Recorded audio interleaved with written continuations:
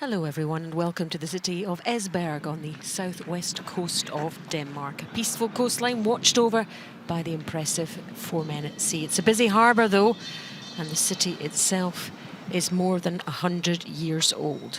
We're all here for the Gruyère European Curling Championships 2015. It's all happening at the Granley Hockey Arena, where it's the final day of the round robin, the men's round robin, and still so much to be decided involving all of the teams, so an exciting session ahead. Our featured game is Germany against Scotland, both still in with an outside chance of reaching the semi-finals. I'm Alison Walker, and alongside me Logan Gray. We'll be bringing you live commentary on the whole game and updates from all the others as well. So a very, very exciting session ahead. So here are the two teams. Germany, the lead, Sebastian Schweizer. At second, Daniel Herberg. Their third player is Manuel Walter. And the skip, Alex Baumann. Mark Muskatovic, the alternate. For Scotland, the lead, Cameron Smith. Kyle Waddle plays second. Their third player, Tom Muirhead. And the Scottish skip, Kyle Smith. The alternate, Glenn Muirhead.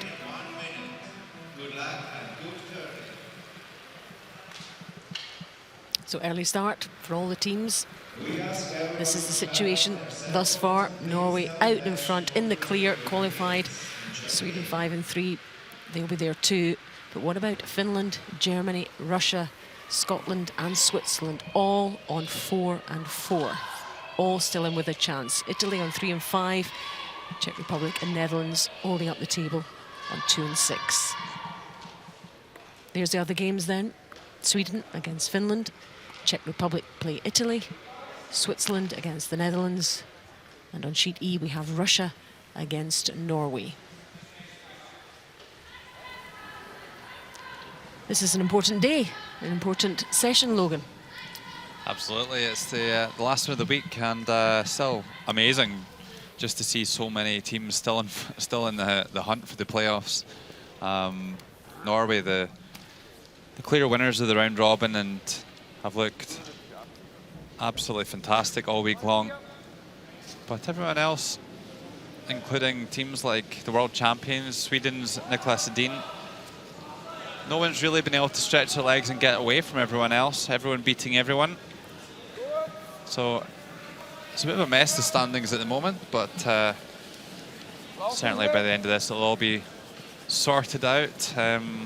It looks like there could well be tie breaks along the way though. Yep, I think we've got something like 32 scenarios, which as the session progresses, we can gradually tick off, but it might not be till quite close to the end.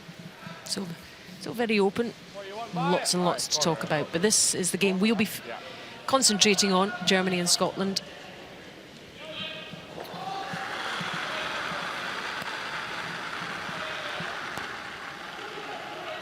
Here's Cammy Smith. The Scottish boys off to what was perceived to be quite a slow start this week. They played a lot of the big teams really early in the week, including Switzerland, Norway and Sweden.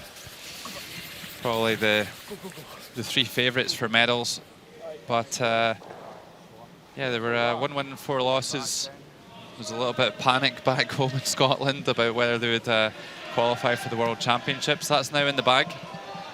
And Scotland can push on to try and get themselves into the semi-finals. 3 straight victories. Sebastian Schweizer, the lead for Germany, experienced player for the German team. He's a marketing manager from Villingen. Yeah, the Germans seem to have been rotating their lineup a little bit this week. I think it's quite common to see a German team do that. Of course, Andy Capp and his front end was always famed for doing that. And Daniel Herberg, the new person to the team, but a fantastic addition. So much experience there.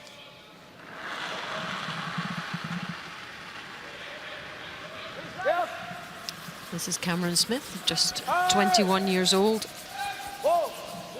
from Perth in Scotland.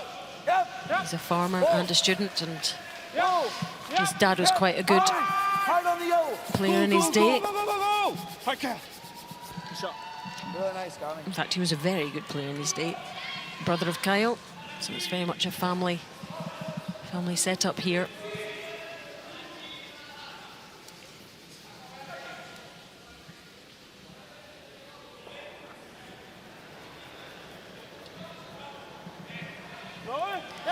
Daniel Herberg for Germany has been around a long time.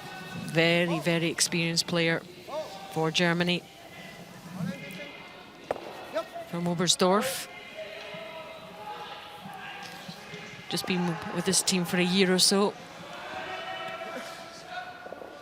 You got enough for that, yeah? But has a European Championship gold medal from 2004.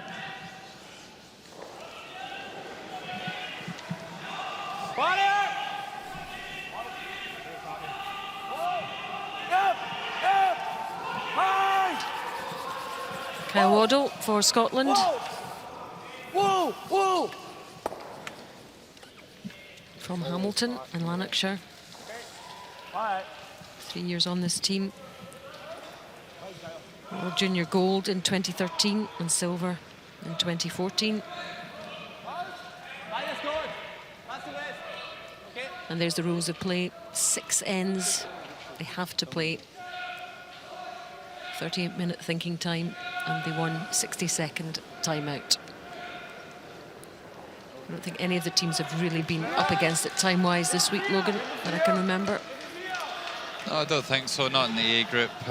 You would expect that now. The thinking time format pretty well embedded after the change a couple of seasons ago, and yeah, they're all pretty accustomed to that. I know in the B group, for some of the less experienced team, it can be a little bit of a problem. I think the English girls ran it a little bit tight at one stage.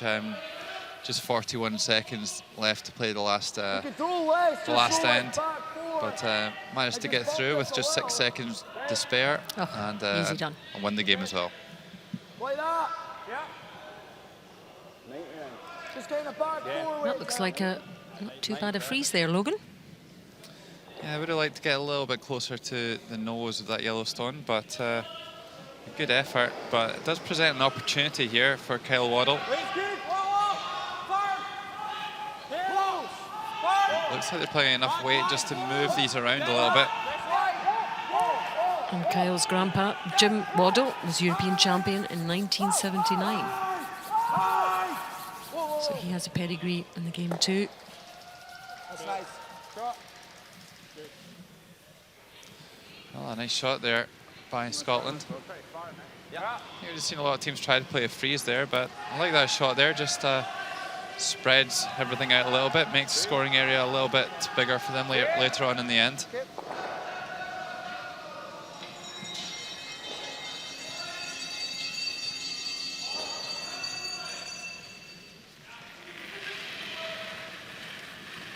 This is Manuel Walter, 29-year-old German third.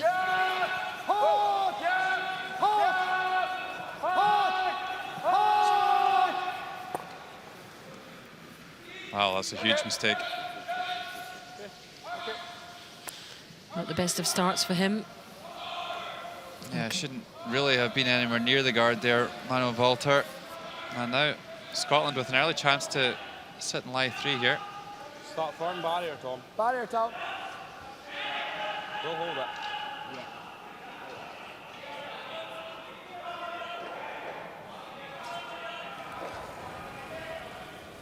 Tom Muirhead of Scotland, 20-year-old. Started curling when he was 5 from a very curling-orientated family, which is a bit of an understatement, really. Brother of Eve. And the whole family's out here this week in Denmark.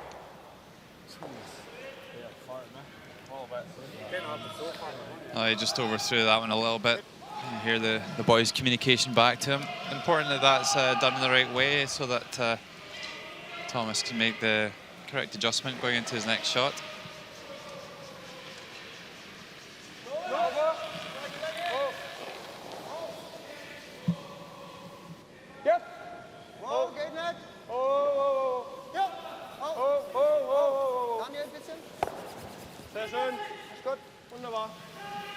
Oh, nice hit and roll that time by Manuel Walter. Scotland will be quite happy with this first end though. Certainly an excellent chance to set up an early score of 2. That red on the left-hand side of the screen there does seem to be biting the house, so we'll see if that comes into play later in the end. The Scots coming off a good win last night, and the Germans, different scenario. So coming into this game,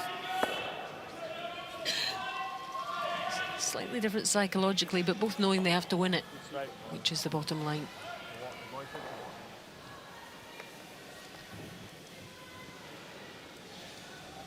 Now, of course, Alex Bowman beat Scotland last year in Chompery. Played the shot of the week as well along the way. So he's a big shot player. They certainly won't want to leave too many stones lying around and any big take-out opportunities for Alex Bowman.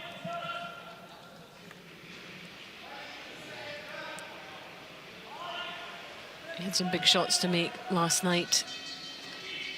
He's put in some quite difficult positions. And he always looks very level-headed and cool.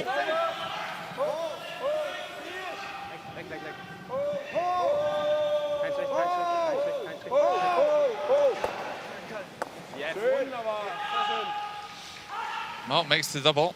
Not exactly the way he was looking for it, but it got there in the end. He's a soldier, and the team finished 8th last year.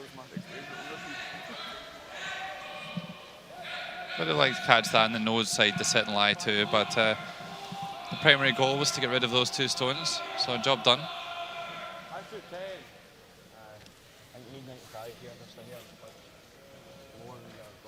I need a lot more. Basically, what we were throwing the first couple of times we got down here. Yep. 95's the way. So Kyle Smith, the Scottish skip, seems to be just ignoring that red on the left-hand side there. And they're going to try and swing one around that corner guard. 3 years on this team. He's a farmer. Lives in Perth in Scotland. Key line. No. Line looks good. Plenty It's room. quite an impressive world junior record. Debut, of course, at this level. Yeah. Needs the party. Hard.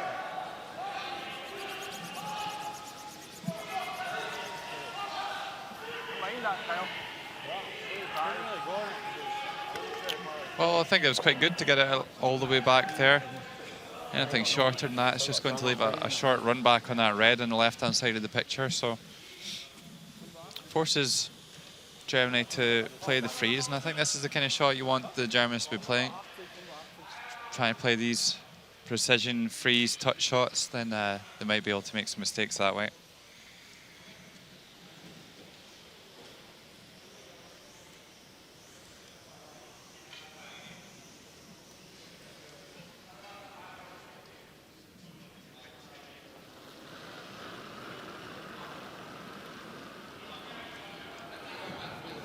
Line, yep. Linie, tilt op. Hard. Yep. Hard. Lenge. Freeze, ja, fest. Hard. Fest, fest, okay. Fest. Ist länger, ist länger. Fest, weiter. Well, is this over curling? Certainly is. A lot of curl coming off the centre line there.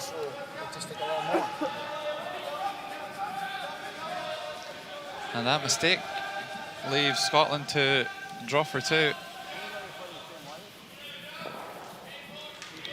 I'm a bit surprised they didn't come down and try and tap that one through. As the corner guard's really quite long, so Should have been a reasonably straightforward shot to be able to do that and force the one by lying to Reds. Yeah, I think they were quite surprised at that from their expressions. So this could be a pretty good start for the Scots. Okay, showing a bit of experience here. Just choosing to throw the same draw he just threw, as opposed to just drawing one into the button. Definitely less. Line's good. Looks good, guys. Just 8 foot. Canny bites. Right to the tee.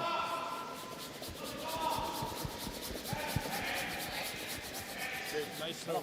Well looked after by the sweepers. Yep, no trouble there at all. And a very good start for Team Scotland in this first end.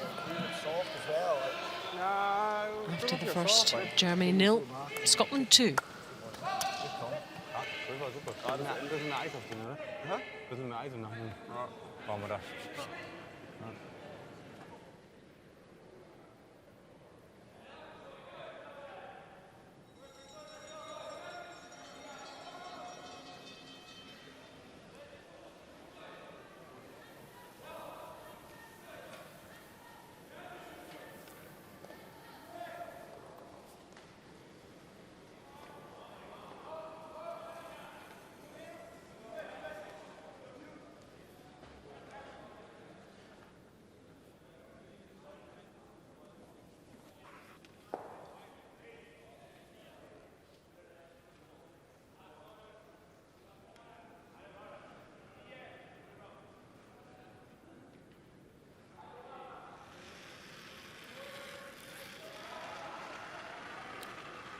Looks nice.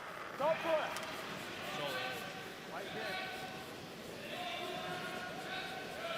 Good, Tom. All Tom. Play on, mate. No, just a bite, guys.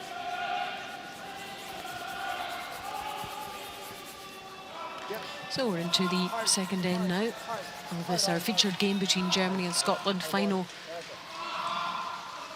group of round-robin games here in the Granley Hockey Arena in Esbjerg, Denmark. And both these teams still in with a chance of making the semi-finals. Other things have to happen. But the bottom line for Germany and for Scotland is that they win. Of course, only one team can here. And the Scots off to a good start, Logan. Yeah, absolutely. I think if you'd handed them 2 points in the first end before they stepped onto the ice, absolutely would have taken that. It's pretty much a dream start. Okay. Oh, thanks. Long corner guard here from Sebastian Schweitzer. Not really in a usable position at the moment.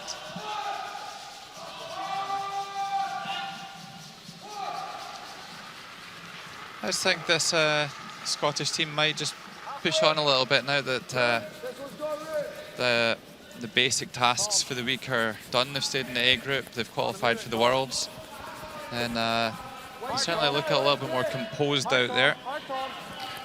So they actually look as if they're beginning to enjoy it. There was a time when we thought there aren't many spells and they seemed quite tense, and it's almost like that has been lifted.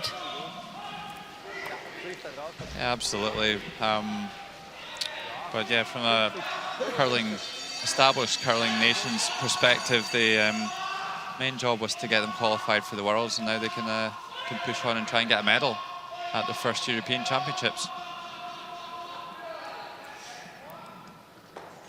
Germany might have something to say about that. And they've had some teams quite close this week, Germany.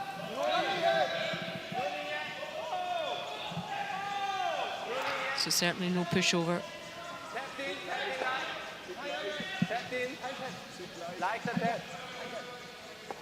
Okay.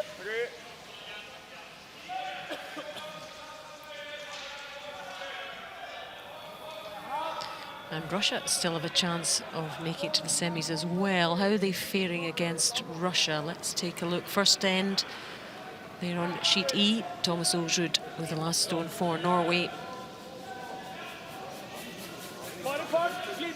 who have been a machine this week. unbeaten. So a tough ask for Russia. Looks like they already have one counting there.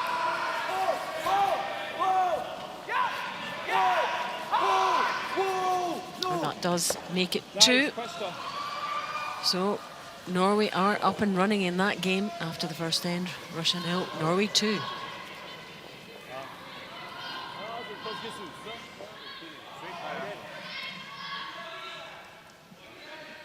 Well, Germany under pressure here after a lovely hit and roll from Scotland. And I get the feeling that Germany just need to steady the ship a little bit. They suffered a real shock defeat last night to Italy by 9 shots to 1. Italy have struggled all week long. So a massive setback there for the Germans. So I think they just need to maybe try and get a point on the board early on here just to keep it tight, try and rediscover some of that confidence. There's a Victor Schell, the Scottish coach, hiding behind that European Curling Championship emblem. I think we need to get him a bigger seat there, don't we, so he can see. Of course, Victor is was the lead for Nicolas Dean's team and the run through to the 2014 Olympics. They're residing in Stirling in Scotland.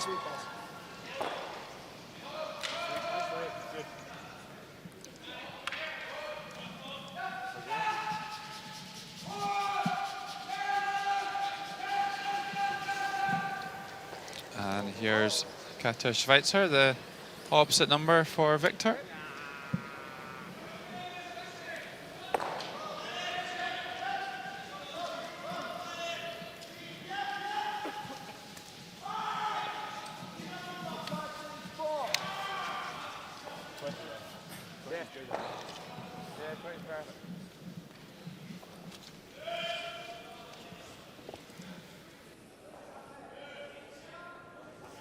Three's not too bad. Like zone 3.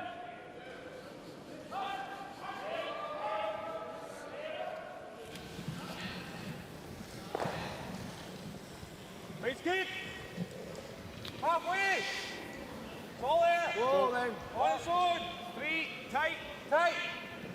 No, you're all right now. No, line's huge. Hard, guys, you gotta go. Well, needing Stone to curl now as much as anything, just trying to keep it running with the brushes. Is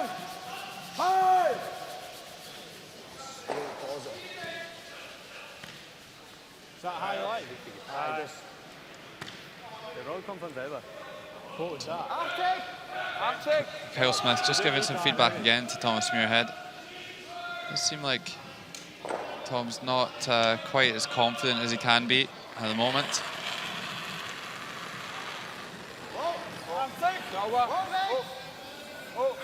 Sometimes it just takes a half shot in the first end to just rock your nerves a little bit. It's like it's kind of like making a 6-foot putt in the first green just to give you that confidence and settle you down. That's not really happened yet for Thomas Muirhead. Try that, you peel the corner. Try that, you peel the corner. I don't think so. What, yellow? Either there It's or not as if there, he's I would say. done badly or anything, it's just not quite 100% yet. Go and bite the 4 if it's perfect. What, top 8? Same weight. And it's also getting a measure of the ice as well. And that sometimes takes a couple of ends. Well, it looks like Scotland choosing to go into the house here and try and draw one into the top of the 4-foot. Mind just seeing them throw a guard here. Keep the Germans out of the house. It's really difficult to get this in a really good spot that doesn't present an opportunity for Germany, either to hit and roll underneath or to run the guard and clear everything out.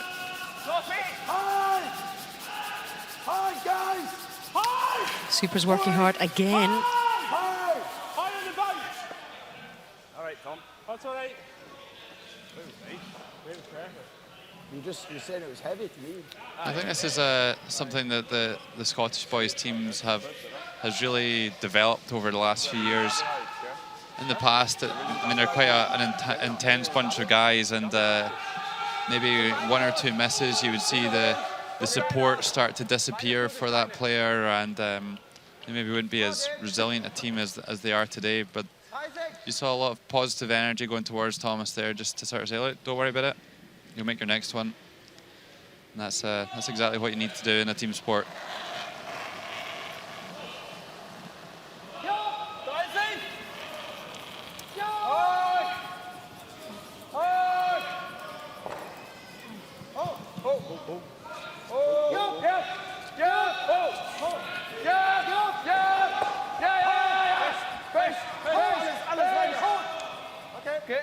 Walter makes a hit and roll off that stone just played by Muirhead.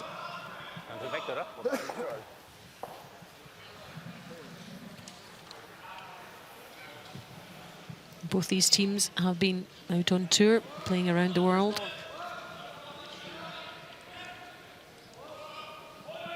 Getting that experience and that quality of opposition. Germany have played 4 events. And Scotland 6 and 15th in the order of merit there, including victories in 2 of them. So they've had some good form coming into this European Championship, which is why a lot of people were surprised at their poor start. Well, absolutely. This Kyle Smith rank, they came through the European playoffs in Scotland, up against Tom Brewster, Dave Murdoch and Ewan MacDonald.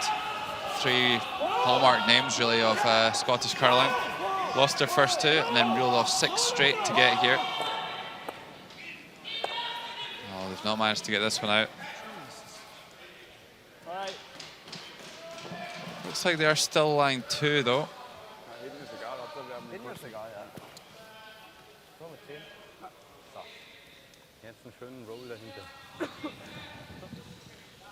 So you see that red stone on the right-hand side, that German stone. Still lying in 3rd position out, counting the one at the front.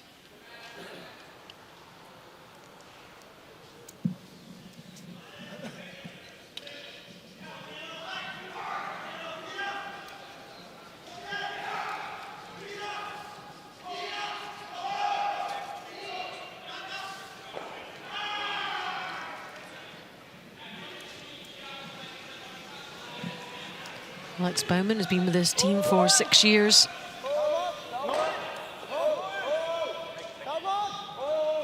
And talking of golf, he is a very good golfer as well, but you often find the curlers are. Well, something strange happened there. I think Schweitzer just moved the stationary stone as it came to contact. Maybe we can get another look at that one. And they're all having a little bit of a chat about it. Yeah, I think the right thing's been done here, though. They're not making too big a deal of it. Just watch here, just as it's about to hit, just watch the yellow stone. It just fractionally moved. I don't think it made that much difference, did it? Yeah, and he holds his hand up as well. That's one of the great things about this game, though. Absolutely, it's a gentleman's game.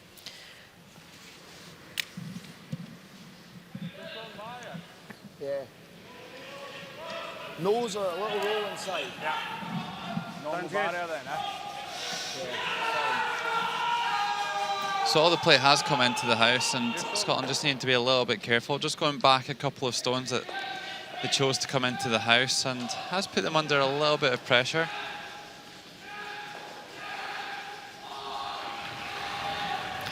That's where he's aiming. Oh, just a hit and stick required here to lie to and force the one.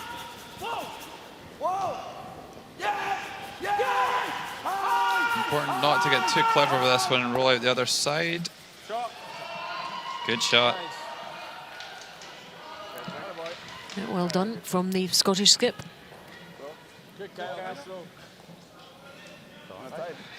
Expertly done. Wir haben die ganze Zeit, haben wir auf der Seite so gehabt, auf dem Bulli. So now all Alex Baumann can do is really draw to the 1 foot.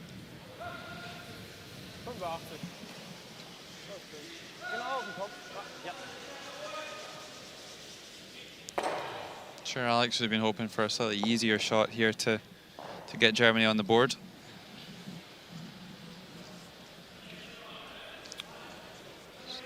Well, from experience playing a shot like this, coming across a wide or a high corner guard like this could just be in his eye line, but that's the first task here for Alex, is to make sure that it passes that wide corner guard. It's not as easy as a draw as it looks. Well, curling early here.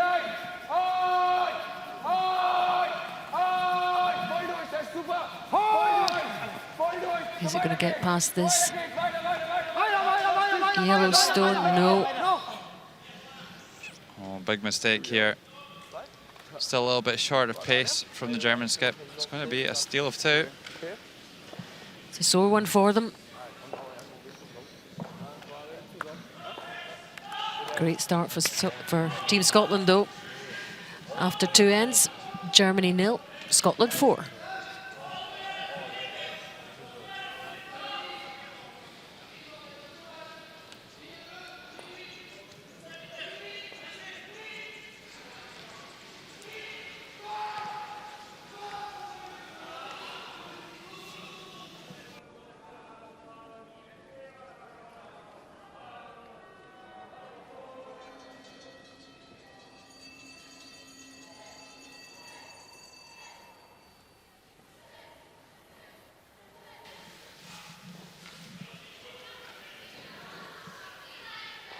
Lots of action going on in the impressive Granley Hockey Arena, but this is the one we're concentrating on.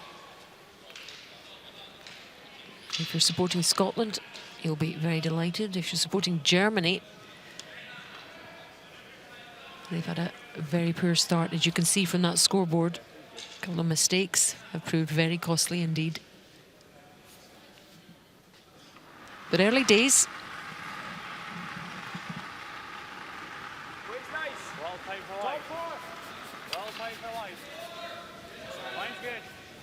Line's good. So third end of this our featured game. Alison Walker and Logan Gray bringing you live commentary.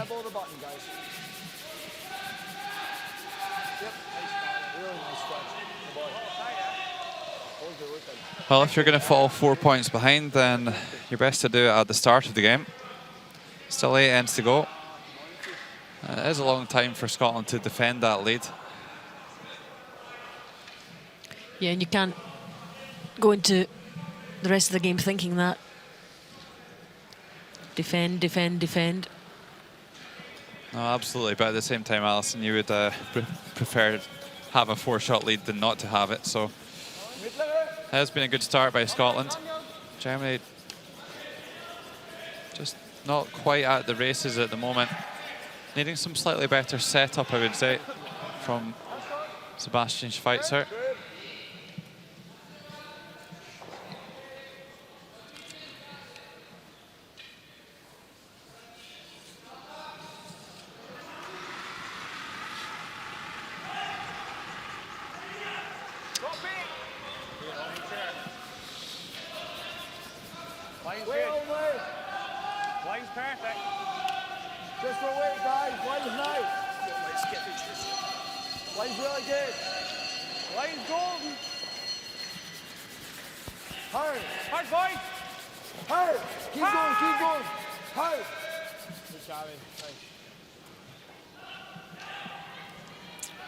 Good play there by Cammy Smith, setting Scotland up. Now Finland can also make the semi-finals. Let's see on how they're doing against Sweden. Second end. First end was blanked. Nicholas Edin with this final stone. It looked like he maybe had a chance to score 3 there with that one. He did. That was a bold final stone, but it hasn't worked out for Sweden. Finland one up there. Yeah, surprised to see Niklas Dean on his world champion ring struggling so much this week. They've had some problems to contend with. Players falling in front of stones and the likes. So, of course, they had the shot to beat Switzerland and it was burnt. So that could have been another win on the board. It might just give them a little bit more breathing room, but I think we can expect to see Niklas Dean in the playoffs. Yeah, they're still on 5 wins.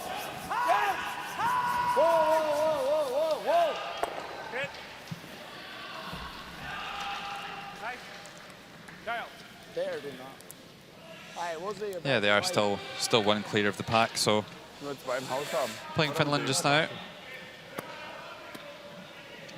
Finland, Germany, Russia, Scotland and Switzerland all on 4 and 4.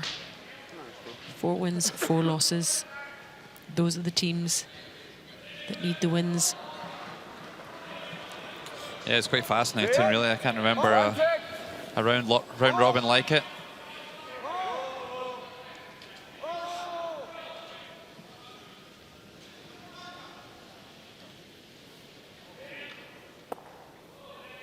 Well, and if you want to get back into the game, you need to keep your shooter in play, Daniel.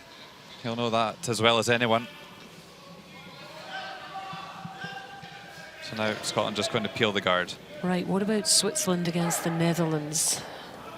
Netherlands not in the mix in terms of the semi-finals, but still a very important game for them in terms of moving up the table. Swiss still in with a chance. This is Benoit Schwartz with the final stone. A lot of people tipped this Swiss team for a medal this week. Of course, they medalled at the World Championship last year. Just the one there, though, keeps them back on level terms after 2 ends.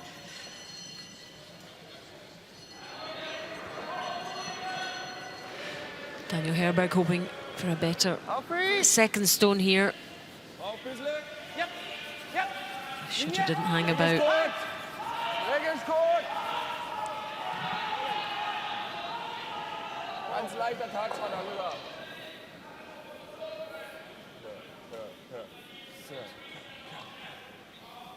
Good.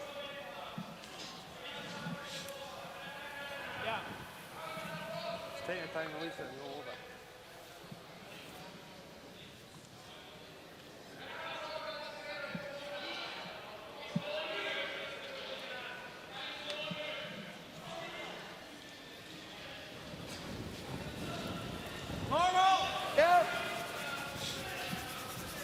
Thomas, one of the tallest players in the competition. I was just thinking pre-game, I was wondering who was taller, Thomas or Amos Massaner. Of course, the Italian 4th player. Big lads. It's that farming background. Builds them strong. Some of the Germany team are quite tall too.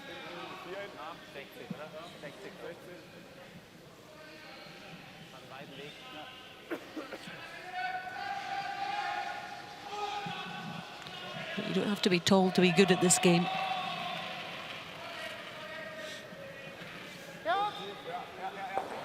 Certainly not. Sometimes your limbs just get in the way.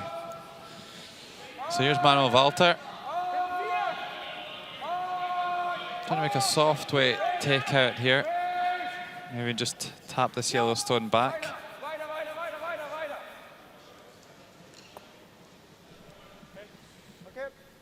No, not really okay. So there we are, all the action happening in the arena, all the games, the 5 sheets busy, 5 for the price of 1, and all the latest scores there for you, whichever team you are following. The one in sheet D is the one we're following, and that's Germany against Scotland. Scots with a 4-0 lead after the first 2 ends.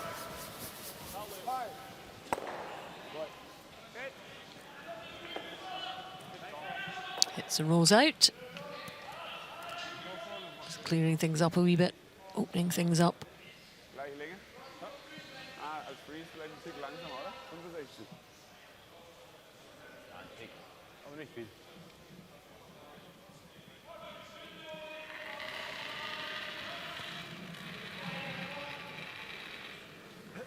Ja. Længe. Godt. Godt. Ja, ja, ja. Spul durch. Længe is good. Længe is good. Længe is good. Just trying again for this freeze. The Germans really accepting they're going to have to score in this end. Don't have a lot to work with though. There we are. There are the rankings thus far. Norway sitting pretty right at the top, and right behind them Sweden. But look at that, 4-4, 4-4, 4-4-4. These are the ones that are on the edge. You still got to make a decent freeze. So. Huh?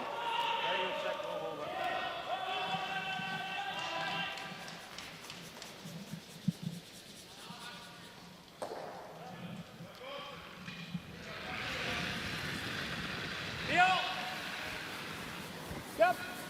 Clean. Tight.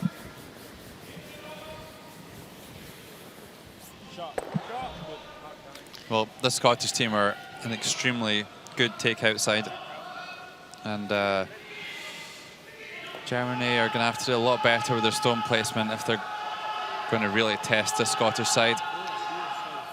Yeah, their tails are up, I think. They seem a lot more relaxed this morning.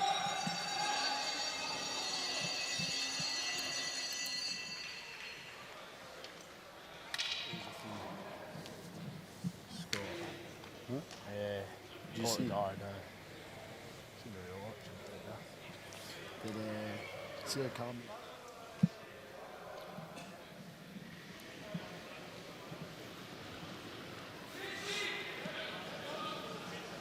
Sauber. Alex Baumann Længe. Længe. just do with something going his way. Gar nichts. Gar nichts. Well, Supers are backing away from this one. Needs to touch something to stay in. And does so, but again, Was war der? 75. not really any sort of a threat to Scotland. Sitting in third position at the moment. Wie war der? 75.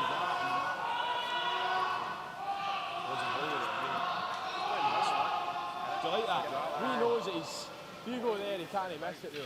Yeah, the more you stick it back there, the more chance of making his draw. Is this hitting it? Yeah.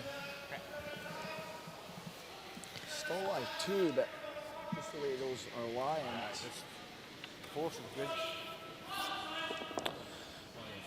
Well, I think there's no question they're playing takeout here on that red stone at the back of the house. So we're just talking about where they want to leave their shooter stone, or not at all, really. I think they decided that if they were to hit on the nose, then it would just make things easier for Germany to score. So expect to see them hit and roll out.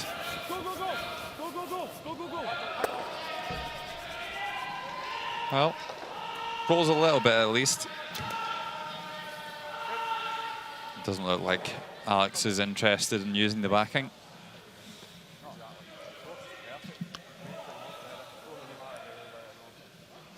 It's following a bit of a similar pattern for Germany as in their game against Italy. They just could not get back into it. Just needs to get something on the board here.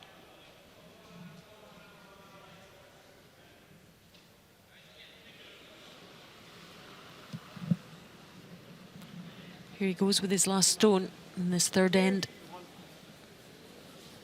Schön, vorne 4. Sauber, sieht lang aus. Genau hierher. Easy, easy.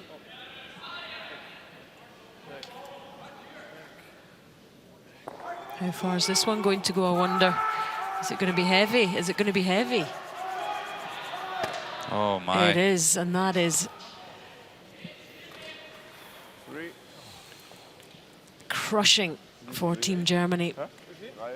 Absolutely crushing for them. Huge blow. Another huge blow for Germany.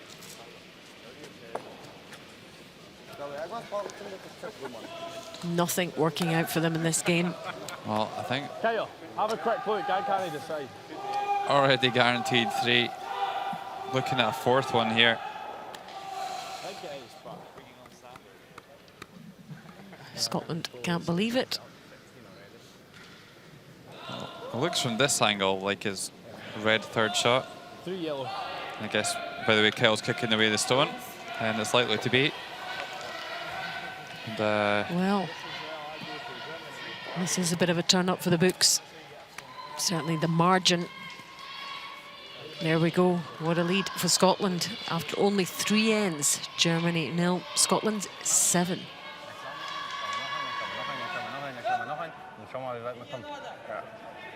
Ja, jetzt einfach Vollgas.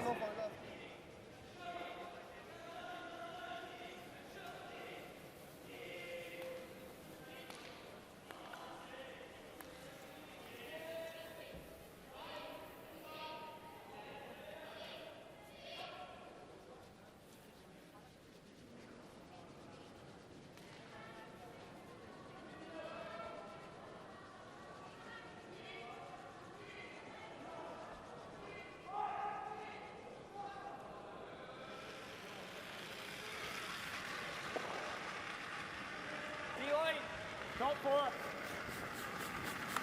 Keep looking. Oh, top 4.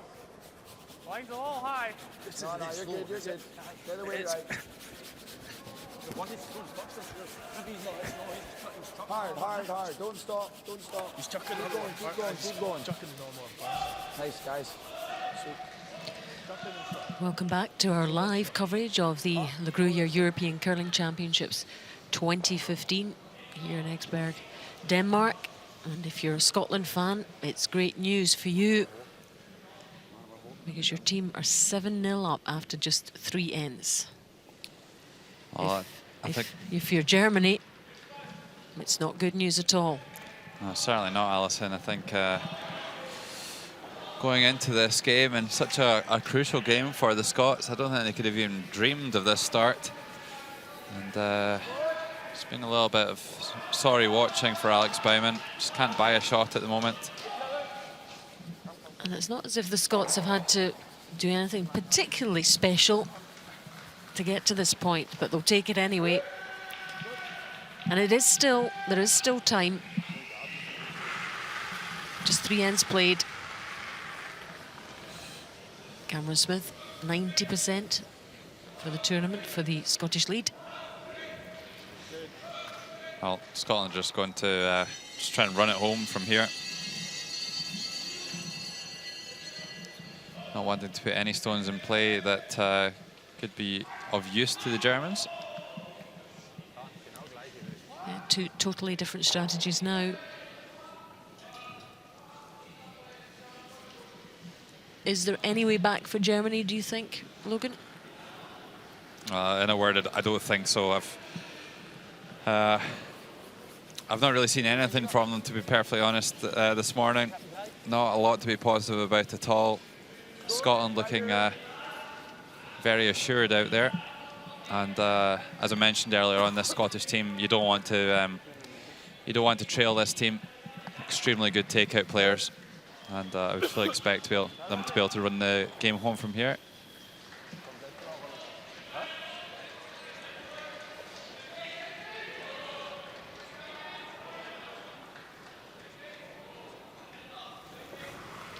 Here's Kyle Waddle, 86% for the tournament.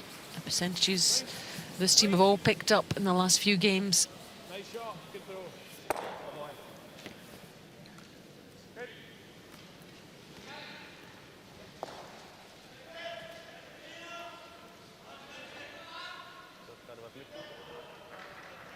Kleines bisschen. So. 90. Ja.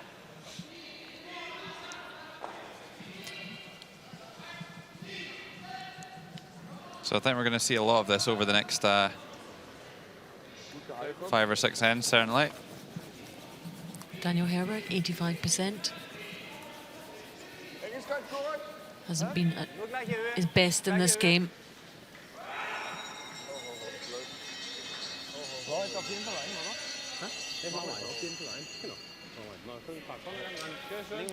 Replacing guard. Oder zweiten reicht.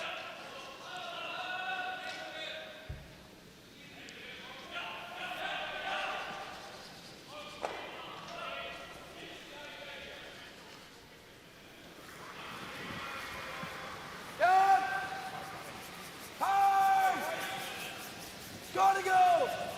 Hurry! Go, go, go, go, go, go, go! Fedt, Ronald.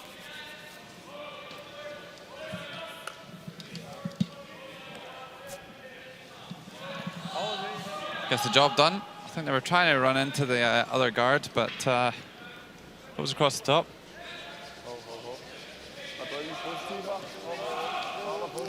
Psychologically, very hard for this German team to try and build. Losing 7-0 at this stage.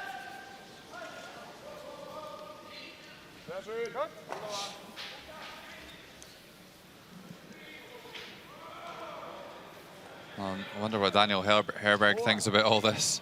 Two-time Olympian. And they're just not at the races at the moment, the Germans.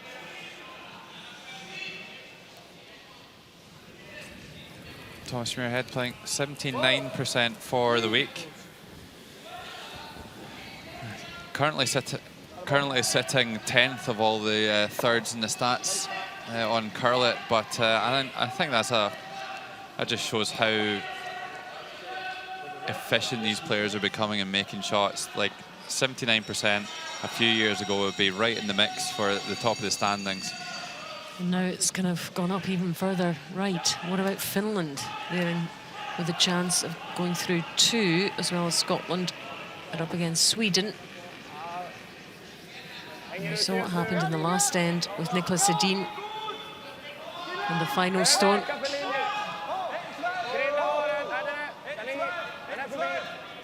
This looks a bit more like it for Sweden.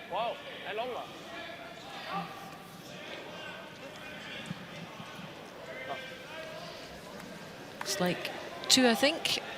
Okay. Yep, they're now leading 2-1 in that game against Finland after 3. Yeah, they look a bit more relaxed out there. I think it was a really shaken up Swedish team yesterday after their problems against the Swiss. But I'd fully expect to see them go on and get into the medals this week. Yeah. Gotta go! Gotta go next one. Right to it! This is Germany against Scotland. Go, go, go! Go, go, go! Nice, Tom. Well done. And they may have a 7-0 lead, but they still have to concentrate on doing the job. Minimum of 6 ends, remember.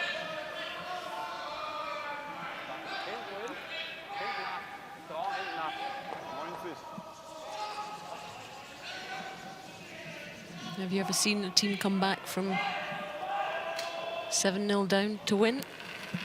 Yes, me. Playing the Scottish Championships. I don't know what we were doing in the first end, but we lost 6, and then a score of 1 in the second end. So we were 7-0 down, and then we came back to runner-up position out of stones in the 10th end. Didn't even need to play the last one. I'm not going to name any names, but one of them might be the best man at my wedding next year. So he's never living that one down. But the key was you had enough ends to get it back, and that. Yeah, absolutely. But I kind of see it happening. This Kyle Smith team too good at peeling guards, and they're in such good form this season as well. Although they did make a reasonably slow start this week, starting to show what they've been showing all season. I would certainly expect them to be contending for the medals. What must they be thinking? How did this happen? Although there's a few smiles there as well. Germany on 4 wins. They did have a chance. Kyle Smith, the skip, 76% for the whole tournament. He's played well here in this game.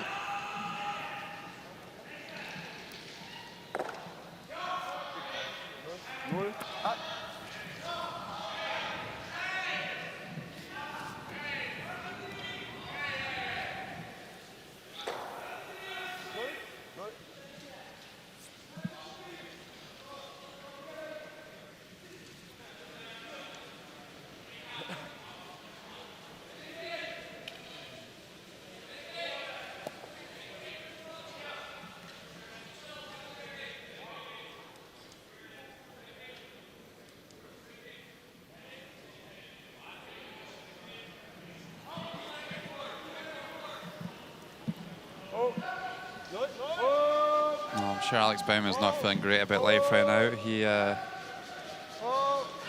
just missed some really fundamental shots in this game. That's been the major difference. If your skip's not performing, then it's going to turn into points on the board for your opposition, unfortunately. It just comes with the territory. I wonder how much that defeat last night has preyed on the minds this morning, because that was another sore one. Keep it far, man. Yeah, absolutely. Italy just haven't showed any of the form that they showed us last year in 2014. But making a late run for the World Championship now.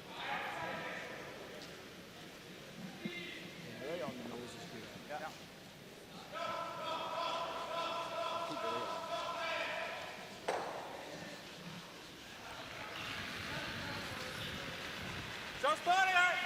Yep. Hard. Right to it. All the way. Gotta go. Lean on it. Hard. Hard, boys. Hard. Doesn't want it to go all the way out, and it's hanging on the edge there. So important for a lot of these teams in terms of funding, that they finish well and as high up the rankings as they can.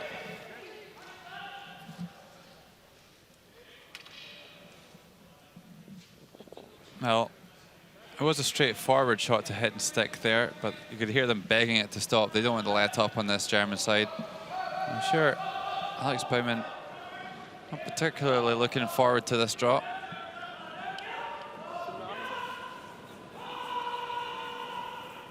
Genau im Topf will ihn sehen. Genau hier. So here's the hog-to-hog split timers. Something around 14.5 should be good. On the board. Go einfach. Yep, makes it this time. Komm mit. Probier was dabei. Hey. Despite what's happened, still a team after 4 ends. They do have a point. Germany 1, Scotland 7. He's wel there. Yep. Score, Ja.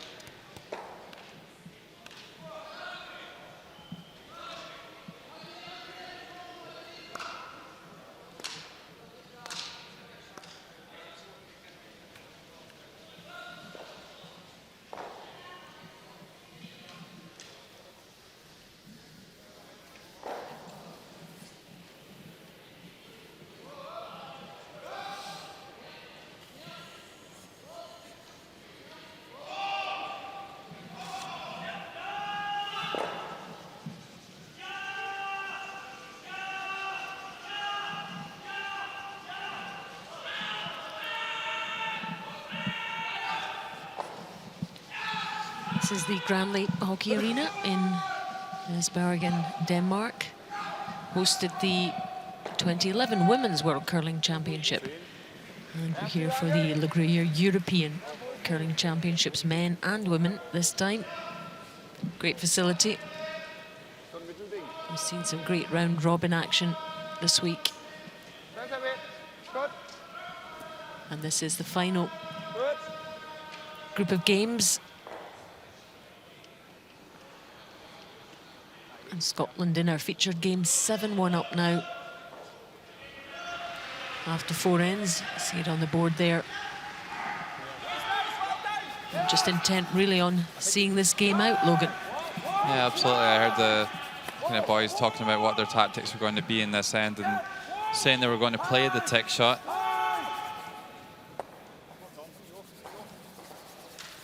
Beautifully done. So, I just wonder if playing some shots like that along the way may just kind of be a little bit of a practice element for a kind of a more crucial, tight situation, maybe coming down a 10-10 with the last stone later on, so or in another game. But yeah, that's got to be a good confidence builder for Cami. The team were very complimentary about that tick shot. Tell us, Logan, just it doesn't seem to look like much, but how important a part can it play in a game? Yeah, I said earlier that they really look like they've developed good support for each other. They're all extremely close friends, these four, and have played together for a long time throughout their junior careers. So, of course, this lineup won the World Juniors just a few years ago. But for that type of shot, doesn't look the most spectacular of shots, but it's a very important shot in curling, isn't it? Yeah, definitely. It's something the Leeds practice day in, day out, making that shot, trying to make things easier for their skip when it comes to them throwing their last stone. And it looks like he's made another one here, has he? Oh, I thought the red on the wing was just going to help him. So, just going to replace that one, of course, because it touched the foam.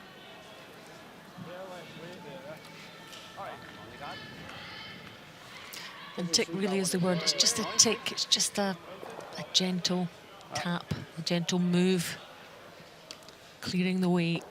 Oh, absolutely. It's really easy to get the shooter to move off to the side. The really difficult part of that shot is controlling the stationary stone that you're hitting and getting it to go the right distance.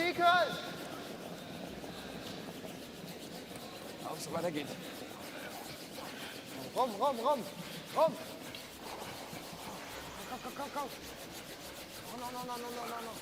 That's good. Okay.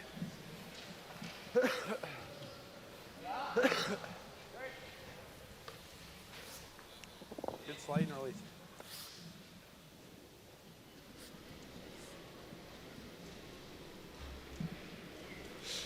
Well, a chance to make a double peel here. Whoa. Yes.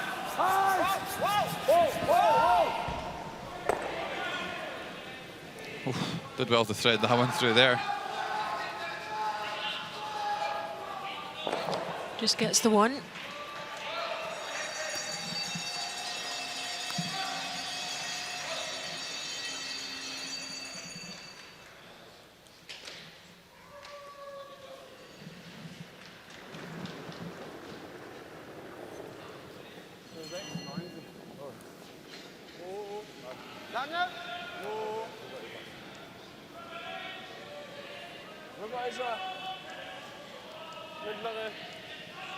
And Germany just have to keep plugging away and hope that something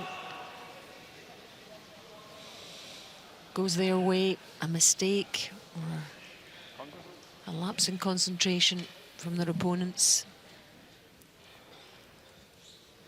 But it's a tall order to come back. Oh, absolutely. 1-7 down. Well, and let's not forget that this may not even eliminate them from the competition. They would certainly need some results to go their way. But maybe 4 and 5 could be good enough for a tiebreaker yet.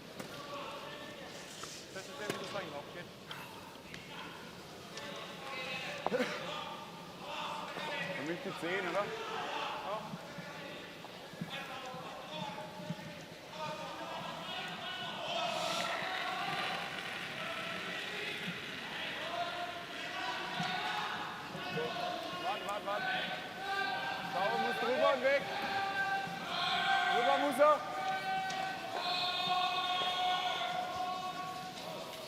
Du får den væk. Ja, nå finder du højt op. Godt. Pas godt.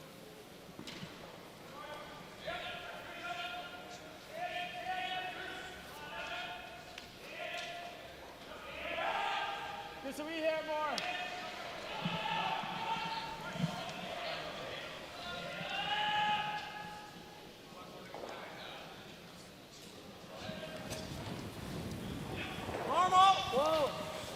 Of course, change to the rules in recent times has resulted in there only being one tiebreaker, so teams can be eliminated based on their draw shot for the week. As things currently stand, Germany wouldn't be in a tiebreaker, although they're tied for 4th.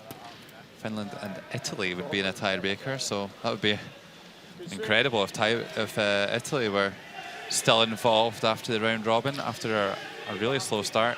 It seems a bit unfair in Germany, but you know, those are the rules. It's quite brutal now. Let's catch up on sheet 8 and see how the Finns are doing against Sweden. 2-1 down. We're in the 4th end now.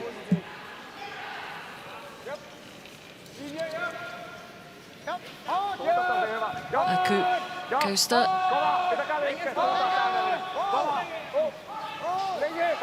With this draw, supers are working quite hard. Is it going to manage to get past? Oh, there's one tucked in there, as you can see. One yellow stone. Bit of frustration, but they have levelled things up. They do pick up one, 2-2 in that game against Sweden.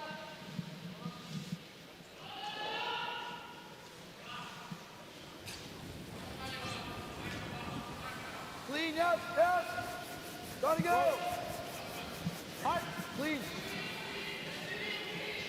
Nice dog.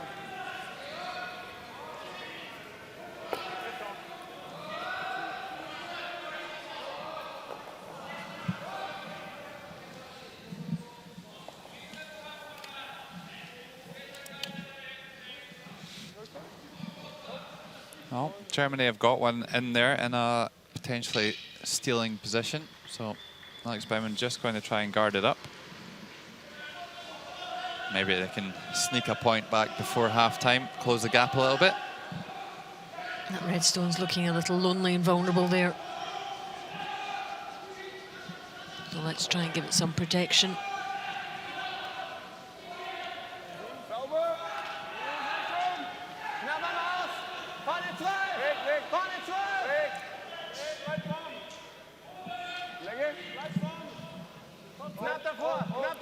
Schluss, wenn es geht. Oh, ist gut. Yep, yep, yep, yep, yep. Oh, oh, oh. Wunderbar. Schön.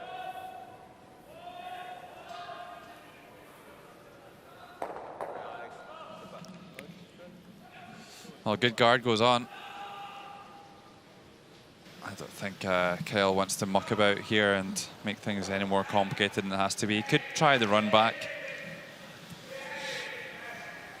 The only worry is that they do leave a better guard, or even if they jam the double, then Germany would be able to put another one round behind. So could just be a straight peel. Yeah, Scotland don't have to be too fancy here about anything. In a fantastic position.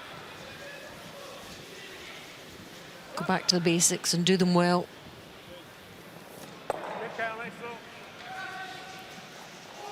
Sensible call there, I think. Just making a straight peel. No real value in making the run back.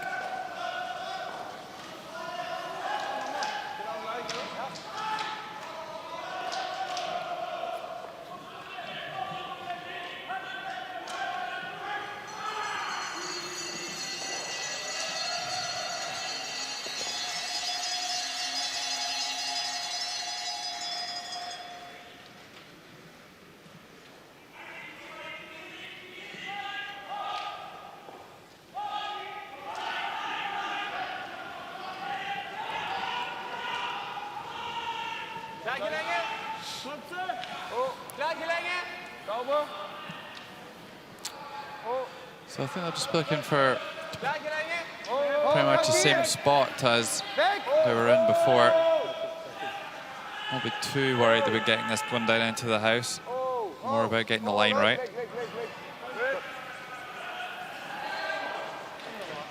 So Kyle's just going to ignore the red stone and just try and draw the 1 foot for 1.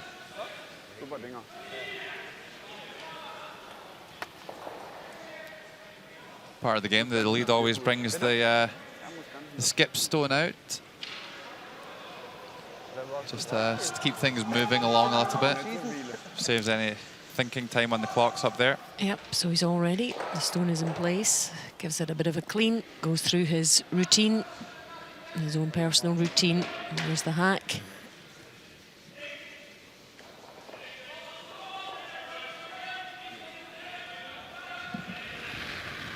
And the push off and delivery. Last stone of this 5th end. That looks heavy.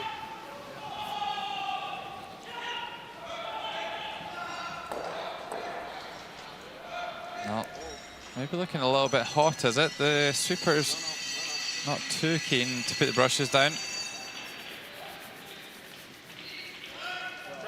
Oh, nicely judged. Yep, just about perfect actually. And that's the way this game has gone for Scotland. They go into the break with that huge lead over Team Germany. And different conversations, I would guess, going on in both camps. Smiles there from the Scots boys after 5 ends. Germany 1, Scotland now 8.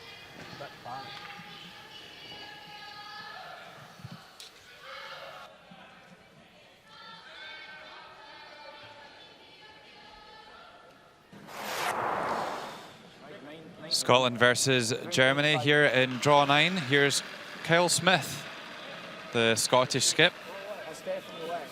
Quite a nice come around with his first one to set up the opportunity. A miss from Baumann.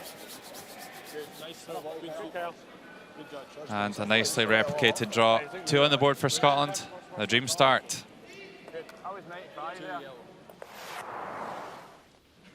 Then on to the second end. Here's German skip Alex Baumann facing 2 yellow stones in the house. Over curls and rubs the top one.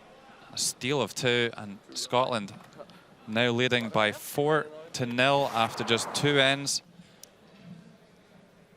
And then third end, Alex Baumann once again facing 4 yellows this time. And look at this one. It just keeps going and going and going. And it's a steal of 3 for Scotland. 7-0. And after 5 ends, it's Scotland 8, Germany 1.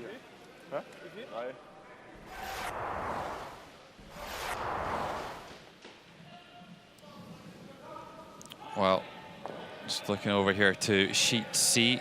Switzerland, Netherlands, and what a mess the Dutch are in here. I wouldn't even like to try and count how many red stones are in that 4-foot circle.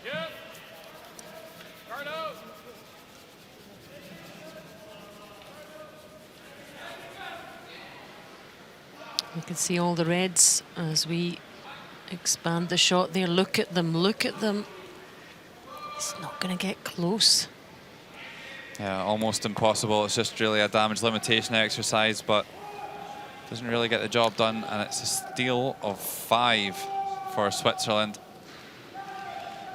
And very damaging to Netherlands' hopes of progressing up the rankings. In the other games, it's 2-2. Sweden, Finland, 5th end. Czech Republic 1, Italy 2. Also the 5th. You saw that Switzerland, Netherlands game, and Russia 1, Norway 5. So the way it stands, Scotland certainly looking good for the semi-finals. Yeah, well, I can tell you from the projected standings at the moment, of course, Norway top. Sweden would go through second, Switzerland would go through third, and Scotland would go through fourth, and there wouldn't be any tie breaks, believe it or not. So I'm sure there'll be a lot of people praying for that outcome. But Finland are 2-2 at the moment, so if they were to manage to win that game, that would throw a bit of a spanner in the works.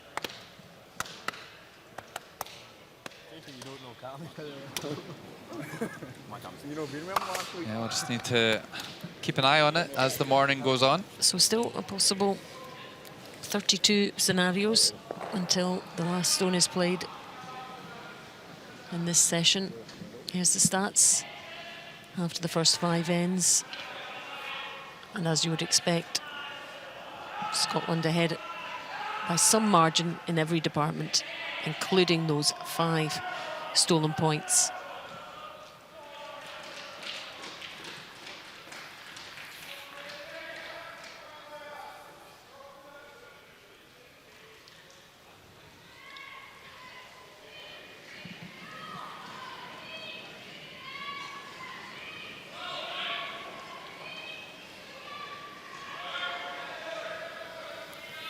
The Granley Hockey Arena converted into a curling arena for the duration of these championships. There's the numbers. Look at that. 2, 2 and 3. Those were the significant first 3 ends.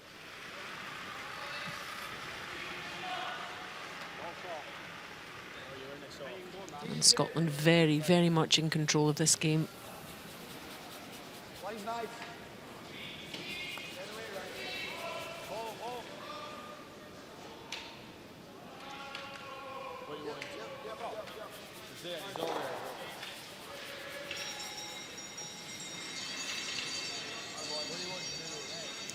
So same strategy again.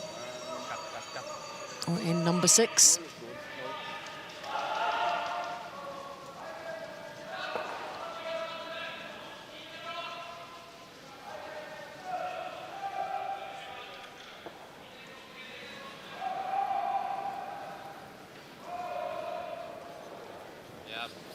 Absolutely, Alison. It's just continuing on really for Germany. Really needing some help from the Scots. Really looking for them to kind of return the favour. Germany certainly gave the Scots a lot of help in the first 3 ends.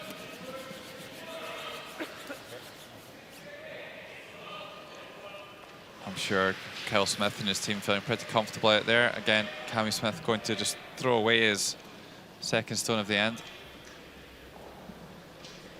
Doesn't affect his stats in any way, that one. That's just put down as a not applicable.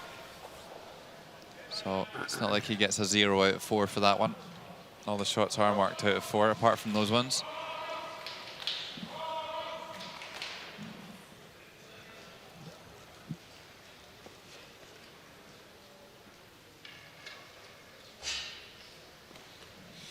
Sebastian Schweitzer the lead. 84% for this game.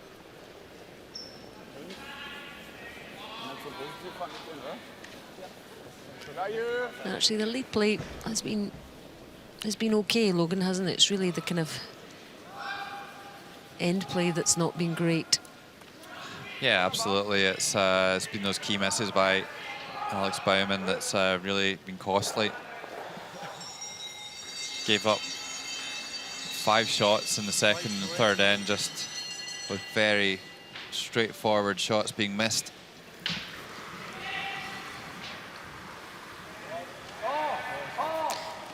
Kyle's had a great game, 98%. Scotland second.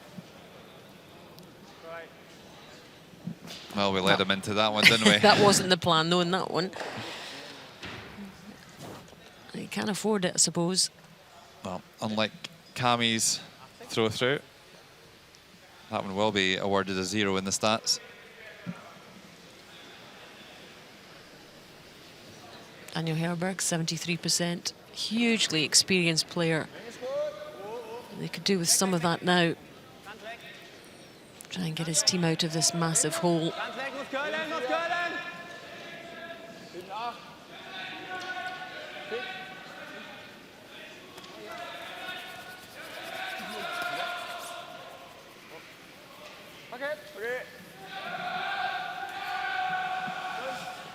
So a chance here for the Germans. A nice come around. I'm sure Kyle just edging the brush in a little bit on this one. Concentration. Right off Cami, straight. Whoa, whoa.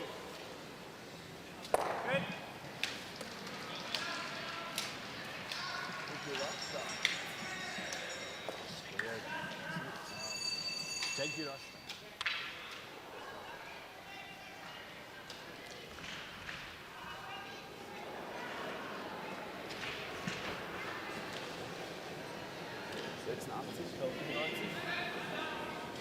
Länge ist gut.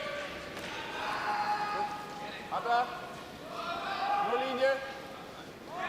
Ja, ein bisschen mehr. Schön, oder? Ganz nah dran. Ganz nah dran. Liegt genau auf dem Just L. putting it back here. And I think we'll see Scotland do the same thing again.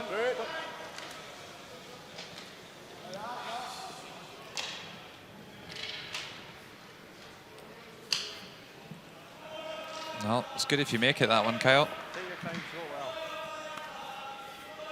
Make it.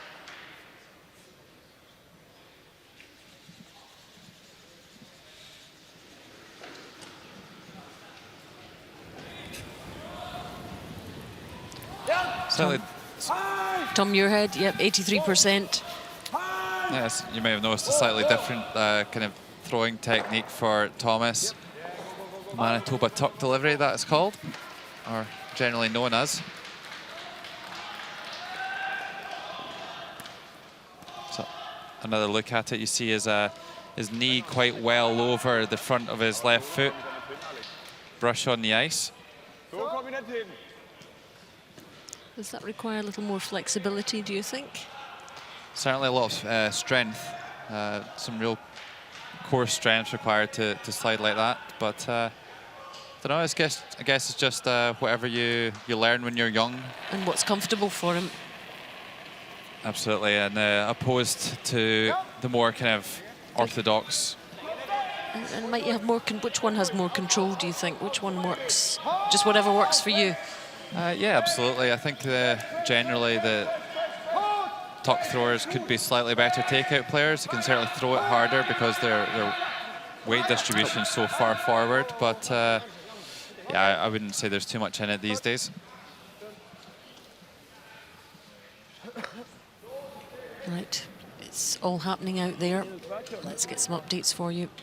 Russia against Norway, fifth end. Thomas Olsrud with the last stone, 5-1 up. So Russia 4-4 and not looking good for them. Although I think they can probably afford it. Steal for Russia. Russia 2, Norway 5. I just need to hit that one a little bit thicker there, Thomas. One of very few steals given up this week by the Norwegians. Meantime, back in our featured game, which is Germany against Scotland. Wie schnell, Max? 8-1 for the Scots. Was? Wie schnell? Scots with the yellow stones. 10, 10, skip.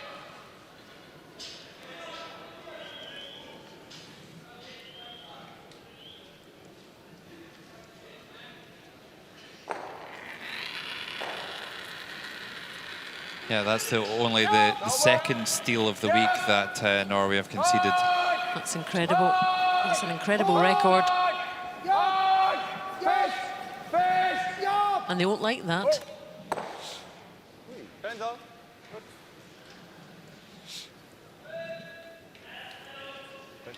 Well, a good shot there by Walter.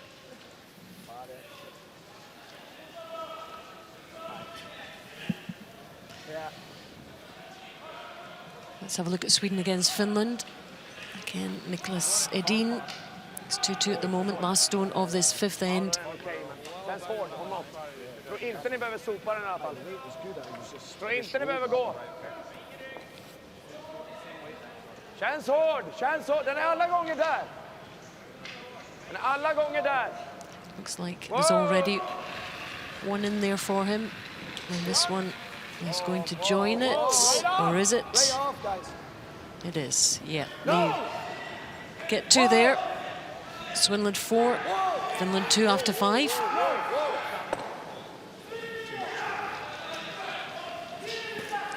Well, Kyle certainly erred on the right side there, but not a perfect shot by any means.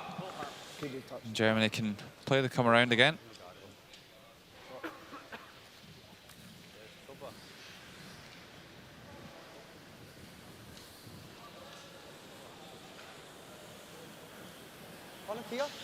So chance here, maybe Germany can claw a couple back.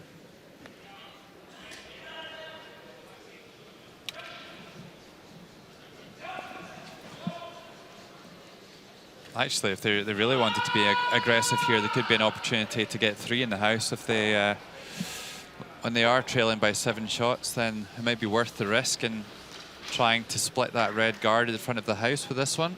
Run it into the wide yellow and spin 3 stones into the house. Then you can put a 3 as a possibility. Just like that. It's a tough shot. It is a tough shot, but I think you kind of need to throw the kitchen sink when you're 7 shots down. Alex Bowen is 58% for this game. Okay.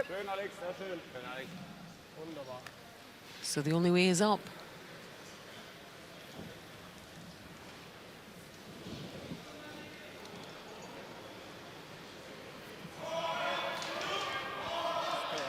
Well, a good draw by Alex. And Kyle is going to hit the back one here. I think it's quite important to hit and stick just for the reasons I just spoke about. I just wonder if the Germans may take on that split at the front of the house. 84% for this game, Kyle Smith. Hits and sticks and probably does enough.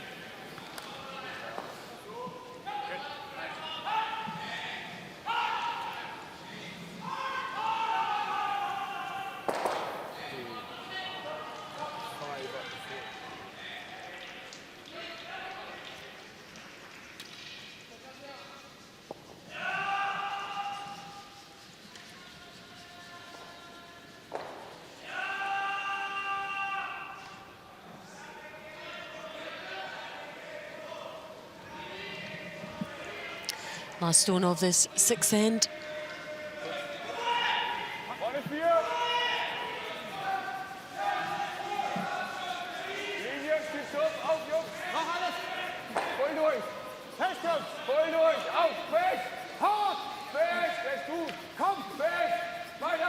Needs to get by the guard. No panic. And Germany trying to get themselves back into this, making some small headway. It is only a couple of shots. But after 6, it's now Germany 3, Scotland 8.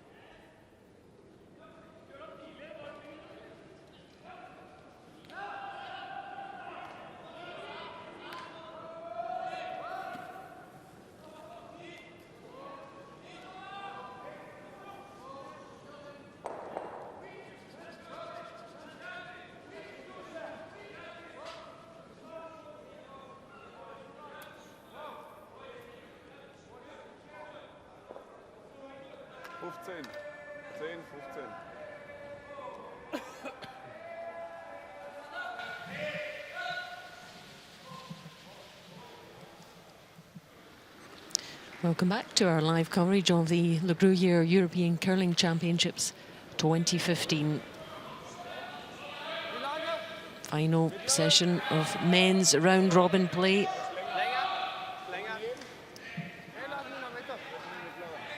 And 5 teams still vying for semi-final places, including both of these teams in our featured game. Germany against Scotland. But Scotland in a virtually unassailable position now, 8-3 ahead. Going into the 7th end.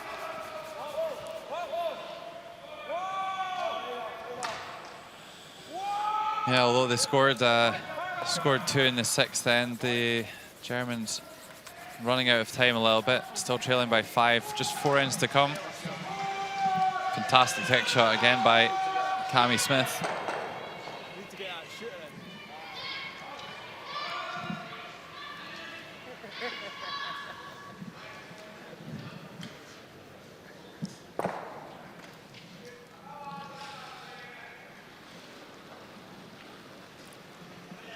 So Sebastian Schweitzer throwing another centre guard.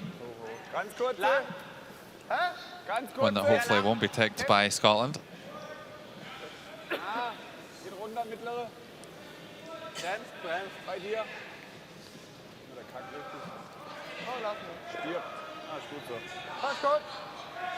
So as that one grinds to a stop, let's look next door. Yep, Switzerland lost 5 in their previous end, as you can see. Let's see how they bounce back in this next end. Last stone from Van Dort.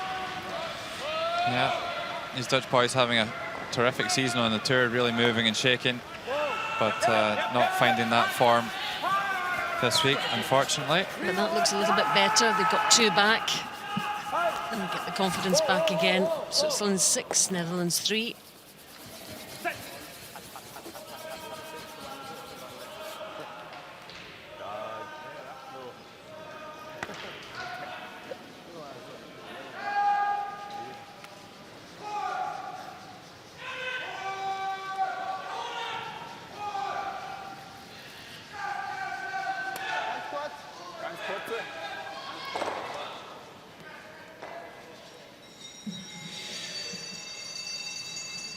So as the results stand at the moment, it would be Czech Republic and Netherlands who would go back to the B group. Czech Republic have been in the A group for quite a long time now, and would be quite a setback in their plans to qualify for the Olympics. Of course, they lost out in the final twice in the Olympic qualification event last time around.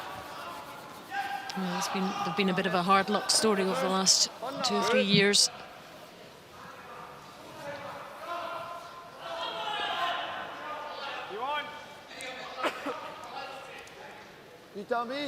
Still a couple of years to the Olympics, though, so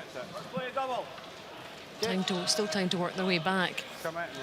But obviously a lot tougher if you're not in the A group. Yeah, absolutely. And the other thing at stake at the bottom of the table is qualification for the World Championship. As things stand, it would be Russia in that playoff against the winner of the B group next door. And I don't think anybody really wants to be in that matchup up against potentially Denmark, Rasmus Stjerna.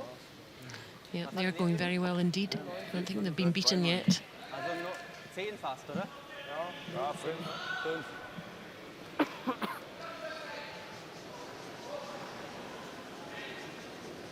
Oh, it sounds like they might be making the come around with this one. No, they're going to throw another guard here.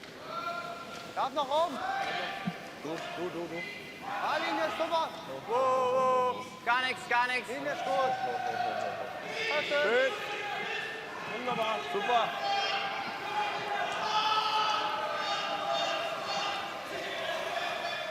Schön.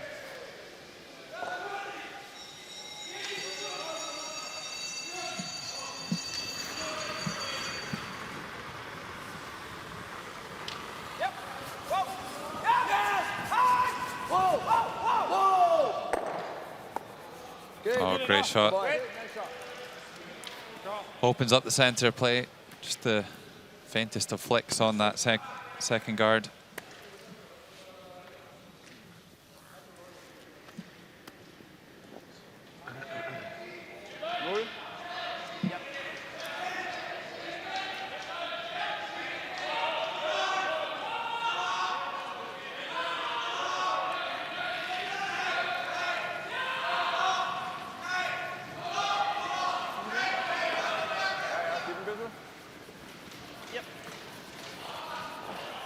Komm, mittlere! Auf. Komm hier! So weiter geht's. Auf, noch ein Stück, das ist gut. Noch ein Stück. Let's go back to that Russia-Norway game. 5-2 to Norway, 6th end.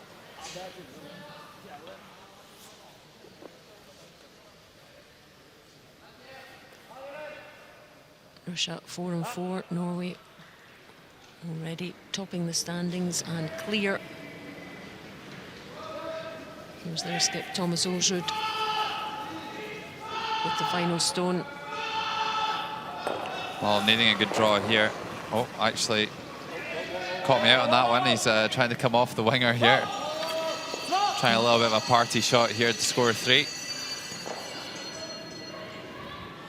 And it didn't work out that time. Well, only lost 1 steal before the last end all week, and just lost 2 back-to-back. Maybe Norway just taking their foot off and just trying a few different things. 56, Russia 3, Norway 5. Certainly won't want to lose the game.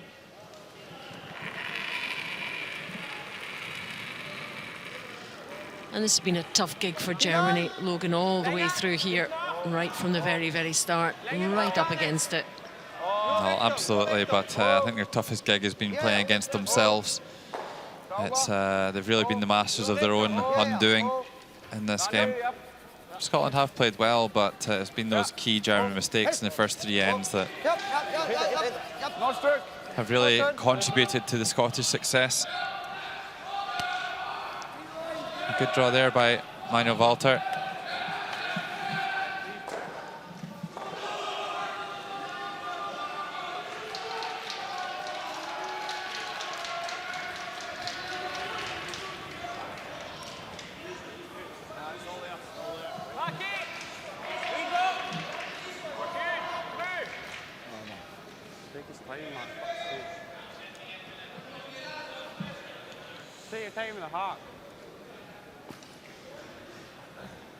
Well, not even close here for Tom.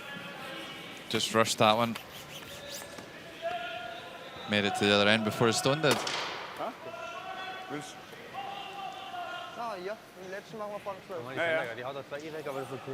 So maybe a little bit of hope here.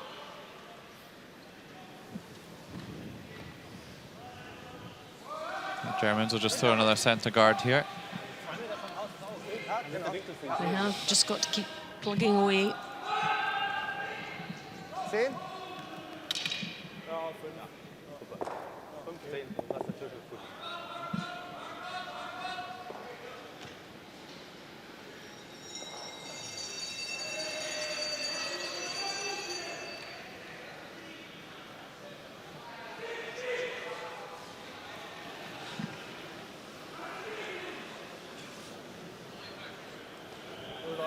Easy. Hier. Enge gut. Ist genau da. Länger aus. Weg. Genau da. Lass ihn kurz. Sieht länger aus. Wo? Genau da. Ist gut. Ist gut. So schön, Alex. Perfekt.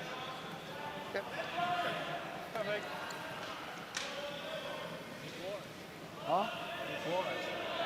Thick half, you fire off, eh? Okay, so a thick half is the call. Trying to peel this red guard onto the one in the house. And a thick half, it means slightly more than a half of the stone they're trying to make contact with. So it's like 2/3 or 3/4. Thick half. 2/3 around there. It's obviously listening to you, Alison. Let's see what happens.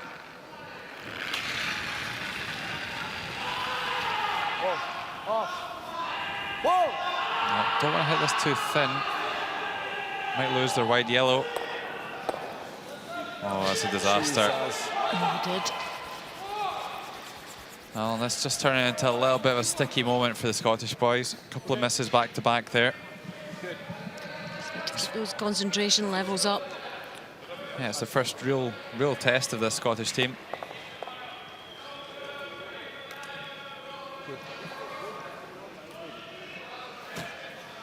Kyle might be facing quite a tricky draw with his last one here.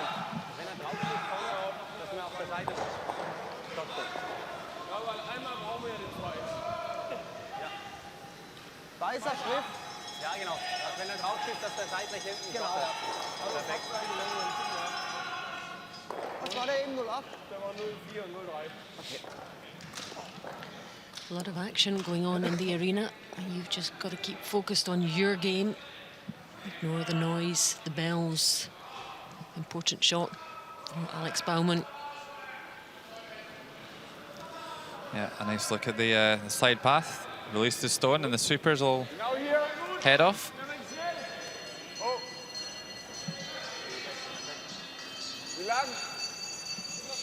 Now looking for this, just kind of touching the forefoot would be perfect on the centre line. Looks pretty close. Again, make it as difficult as possible for Scotland. Well, a good line. Would have just like that another 2 feet further up, I would suggest, just to make this draw all the more difficult.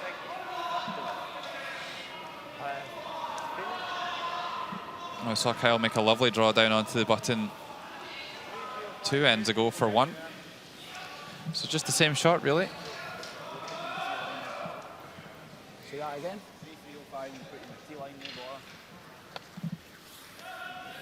It's the dead draw, I don't think. We'll have it happen, so.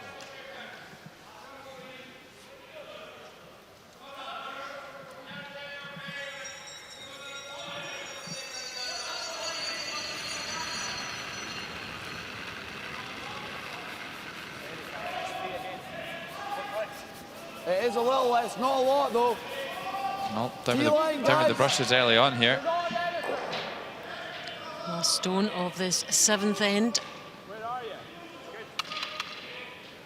Fight forfeit. Oh, beautiful draw here. Well looked after by the sweepers. And Yep. Secures the point for Scotland. I was sure you'd overslept that for a minute there. no panic though. That's the kind of shot that the Germans are really needing Scotland to miss.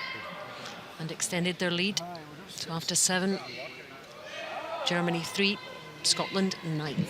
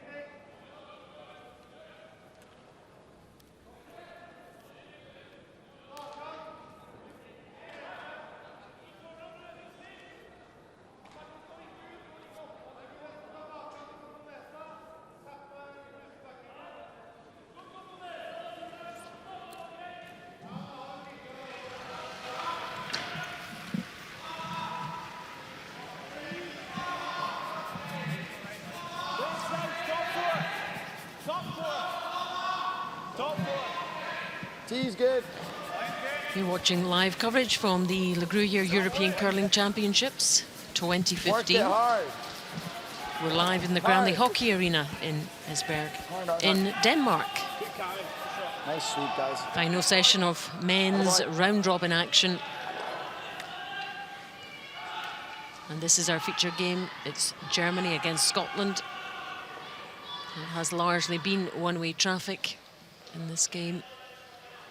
Plenty of the other games going on in the arena have gone either way.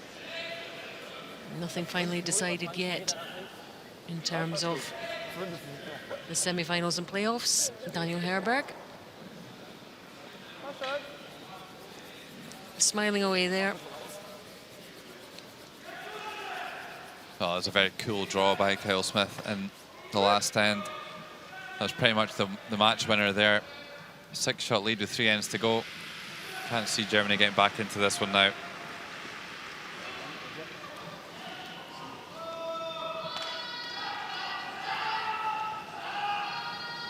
I said to myself at the half, I said, worst thing you can do here is the shot, so you can bump it through the right side.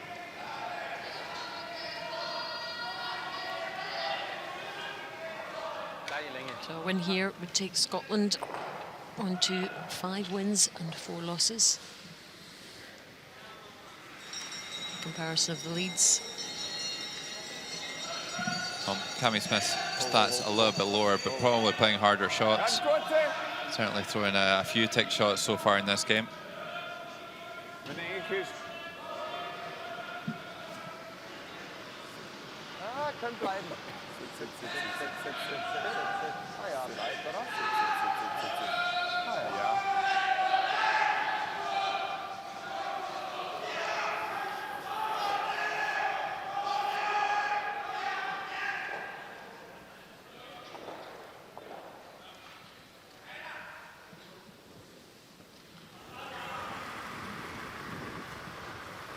Yep. Right to it, right to it. Yep. Can't hurt it. That's a nice throw. Nice style.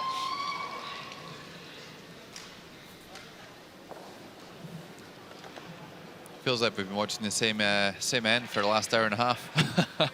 Same setup every time. Concentration levels for everyone, including us. These things can still happen, even when you have that size of lead. Gut. Genau bei dir. Ja, schön. Gleiche Höhe. Wunderbar. Schön.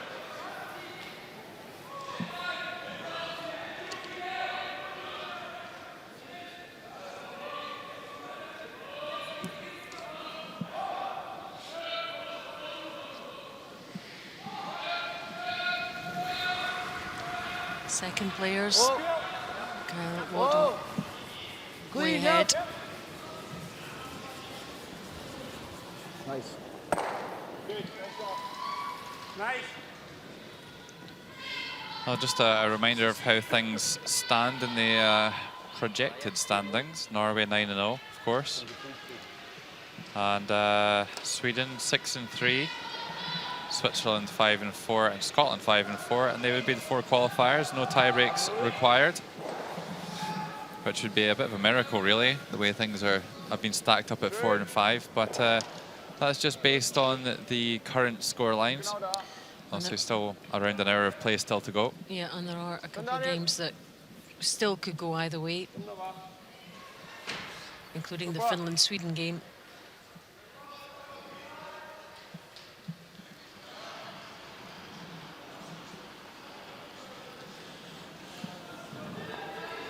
Switzerland pretty much in control in this one against the Netherlands. 6th end. Benoit Schwartz with the last stone. Oh! Good. Okay.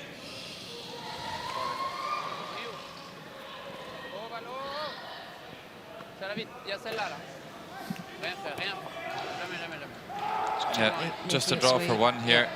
And is it going to stop?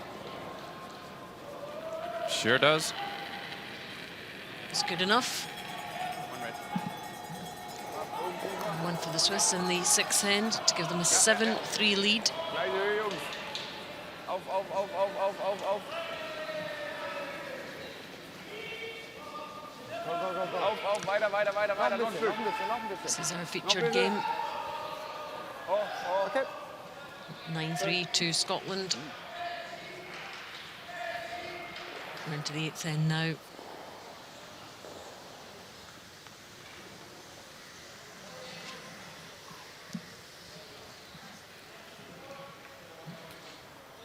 And the Scots team on a great run now.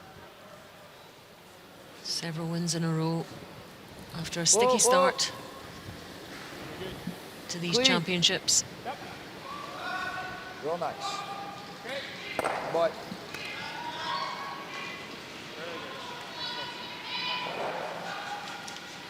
we're all a wee bit good throw, but we're all a wee bit wobbly in the field. Thomas Muirhead just a little bit down on his draws today, only 38%. But still better than his opposite number.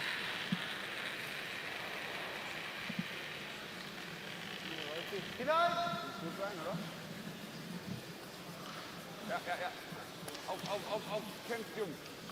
Der ist gut. Alles super, rum mit, auf. Komm, fest, so weiter geht's. Auf, der ist gut. Noch ein bisschen. Noch. Need to get this one to the house. Weiter. Yeah, good sweep by Herberg and Schweiz out. Pretty perfect draw there. Just skip stones to come here in this 8th end.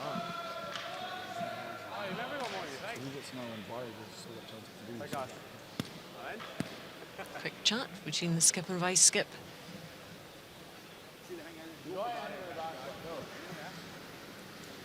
Just thinking if you go for it in the barrier, you feel the guard anyway, but just keep it simple, just feel it.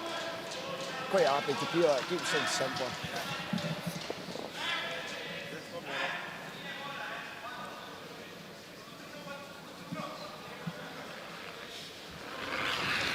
Well, Kyle Smith knows that if he peels the guard, then realistically Germany are only going to score 2.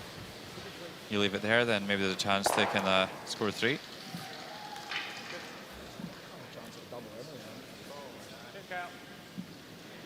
There's his percentages. 80% overall against Alex Baumann. 88 to 68 in the draws.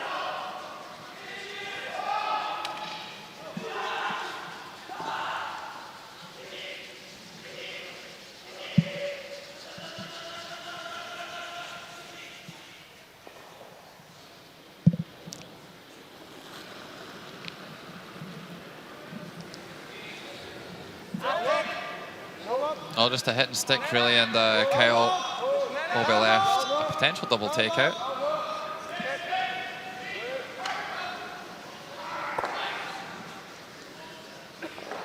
So pretty much the same line that he just threw. Didn't expect him to be too far away with this one. Kind of a half-stone connection, should get the job done. Real close.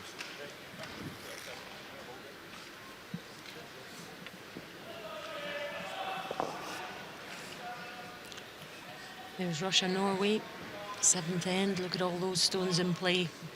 5-3 to Norway.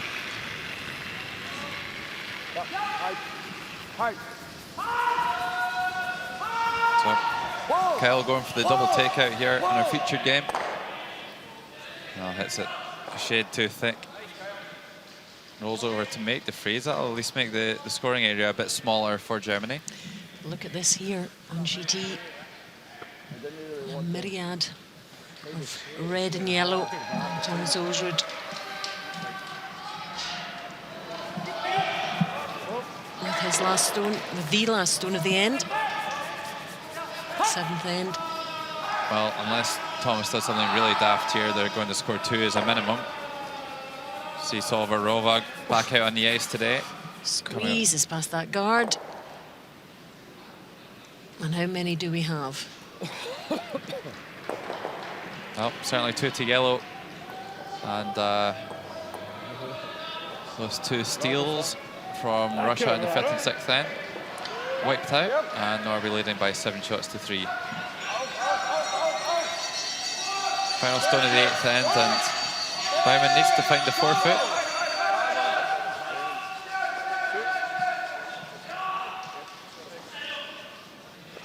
Gets the job done and puts 2 on the board.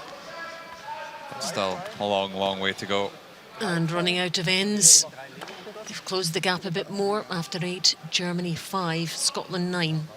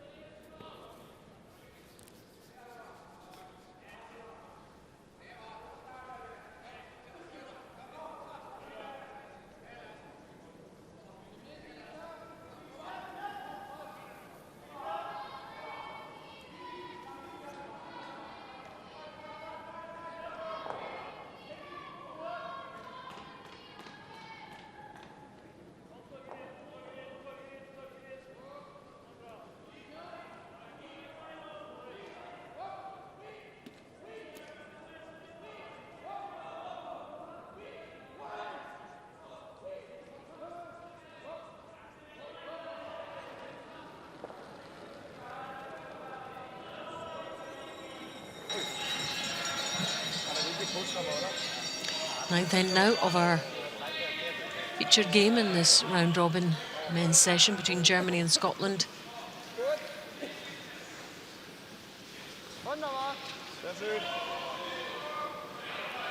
9-5. Although the Germany team have worked hard to close that gap, it was the tallest of orders to try and turn over this Scotland team after they created such a lead from day one, really, from end one.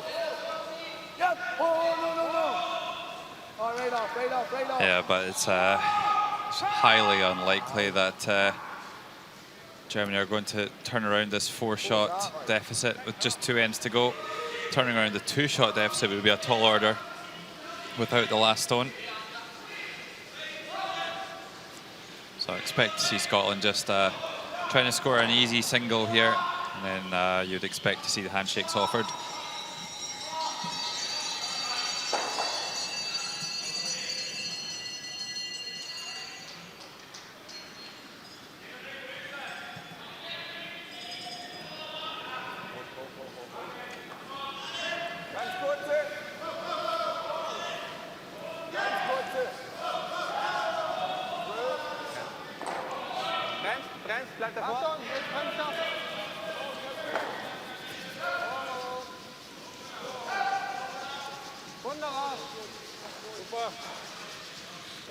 That's a nice stone. Yeah, certainly good setup by Sebastian Schweitzer here. Gives him a chance to start trying to set up a steal. So Kami just misses first tech shot. He'll have another go at it this time. Yep. Hard. Realize. Whoa. Whoa. Yep. Whoa. Whoa. Whoa. No. Well, they had an option of either stone to tick on that one. And does a good job. Even gets it out of the house too.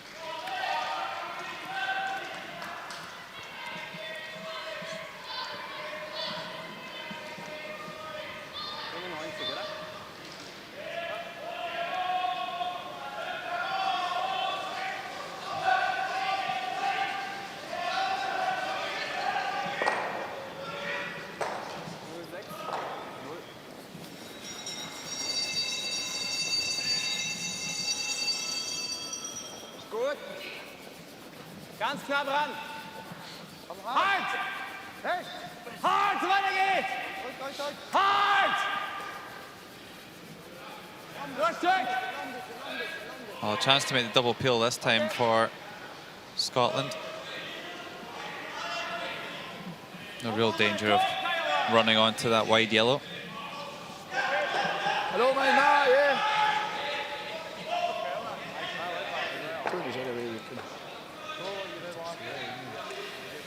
Have to be extremely unlucky to stick a red on the wing, but even still wouldn't be too much of a concern if they can get the centre of play open. Yep. Realize. he's got it. For me, that's pretty much game over there for the Germans. I'm sure they'll know that themselves. Super shot there by Kyle Waddle. You hear a few Scots in the crowd cheering that one on. He must be very pleased with the way his team has performed today. They'll have a nice debrief after this and prepare themselves for the semi-finals. Turn on it.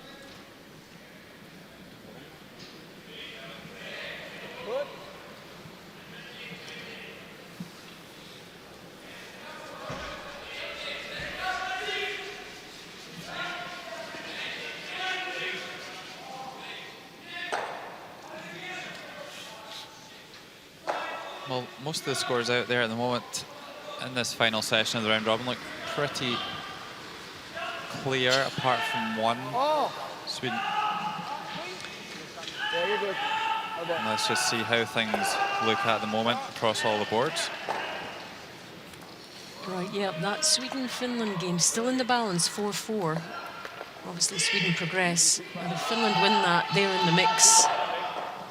And interestingly, that Sweden-Finland game is the kind of the key to this round robin. If Sweden were to lose that game, then you would have 4 teams on 5 and 4 tied at second, for obviously just the remaining 3 spots behind Norway. That's how it looks at the moment.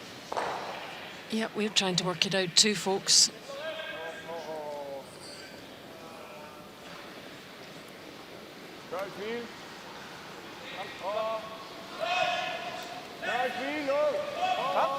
So certainly looks like 4 wins and 5 losses will not be enough to get a tie-break as things stand.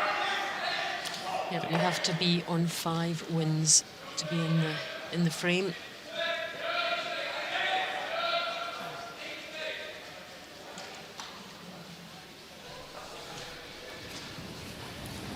So that means Russia would be out of it if they lose to Norway. Watch it coming. Germany out of it. And a boy. Good shoot. Huh? It's a little tight. Always hand if you just No freeze, no freeze.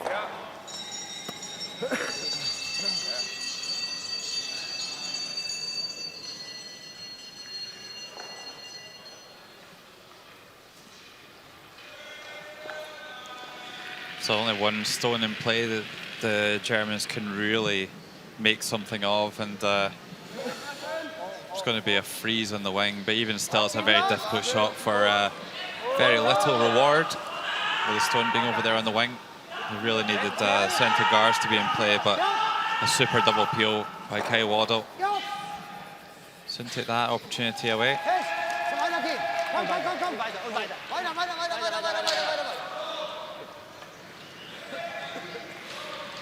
So just slides past that shot in the house. Just a short run here for Tom Muirhead.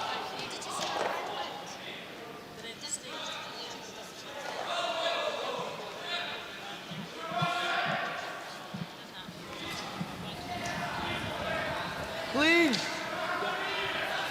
Whoa. Yep. Whoa. Whoa.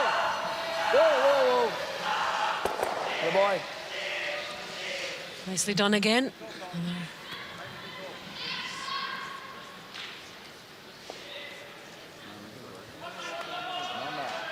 Den machen wir auch wenig Platz, aber gell? Er hat halt immer einen kurzen Schuss. Ja, ja. Vor allem hat er den auch. Den haben wir auch im letzten noch Kampfspiel nochmal gehabt.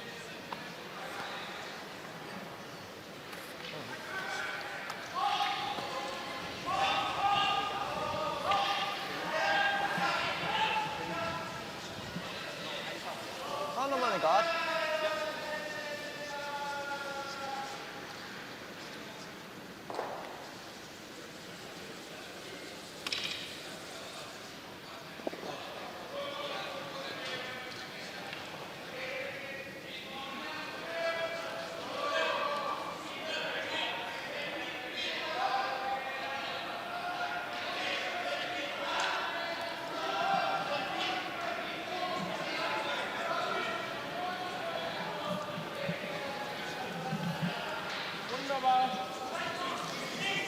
Skip stones on this ninth end. Oh, easy.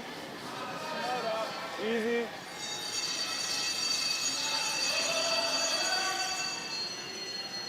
Okay. Hold. Not yet.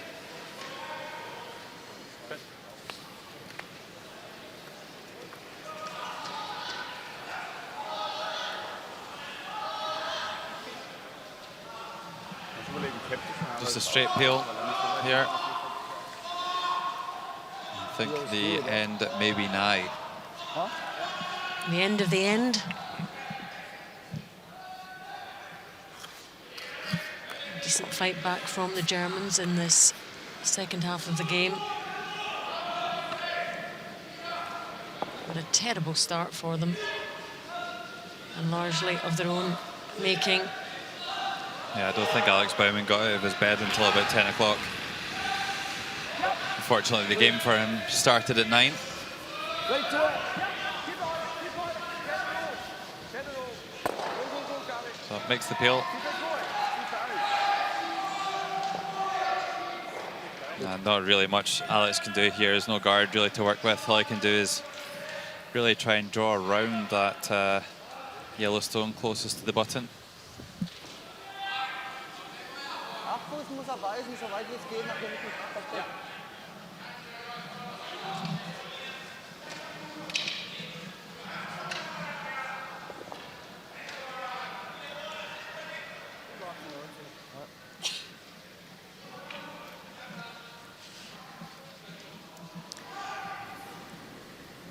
Swiss need to win this one to get to that 5 and 4. 7-5 at the moment in the game against the Netherlands. 8th end.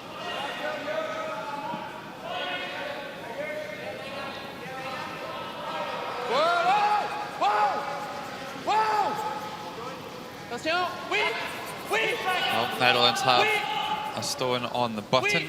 Got another one, I think, as well. In there.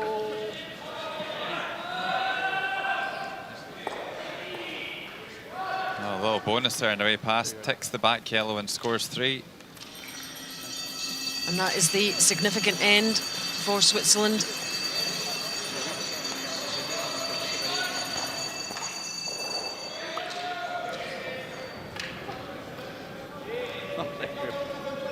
Smiling, happy team there.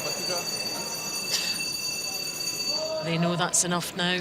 Switzerland 10, Netherlands 5.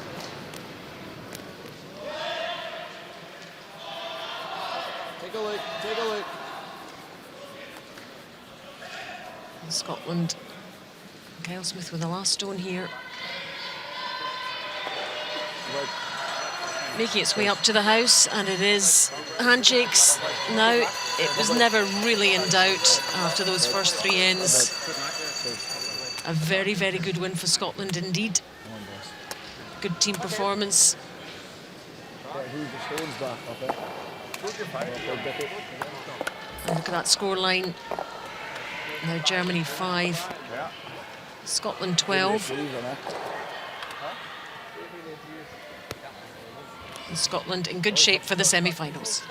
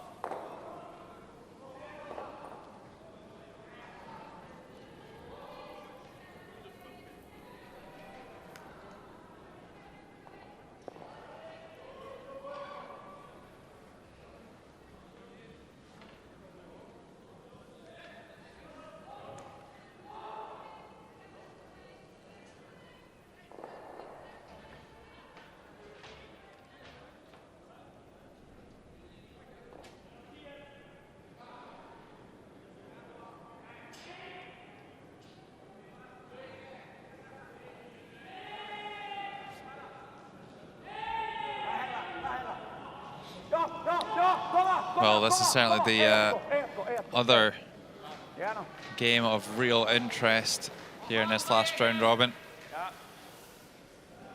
Sweden 4, Finland 4. Sweden on 5 wins and 3 losses. Finland on 4 and 4. So as things stand, Norway will go through first. Sweden will go through second. Switzerland will go through third, and Scotland will go through fourth. No tiebreakers required. The only team realistically who could change that at the moment is Finland, if they could beat Sweden. That would make things quite interesting. 4 teams locked on 5 and 4 for second place. And we would need a tiebreaker to determine the 4th place team in the semi-final.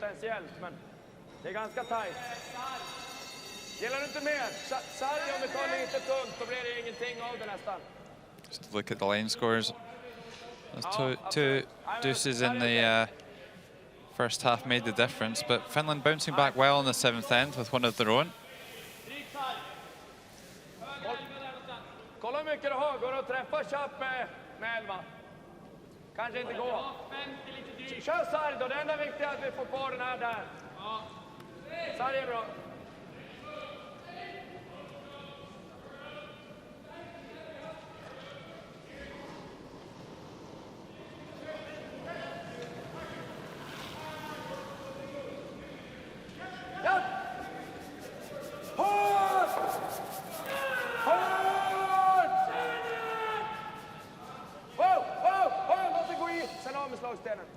Well, Oscar had to get tight to the guard there to make that shot. Herden right side and gets the long centre off. So that shot, if they did want to play it next time, will be a little bit easier.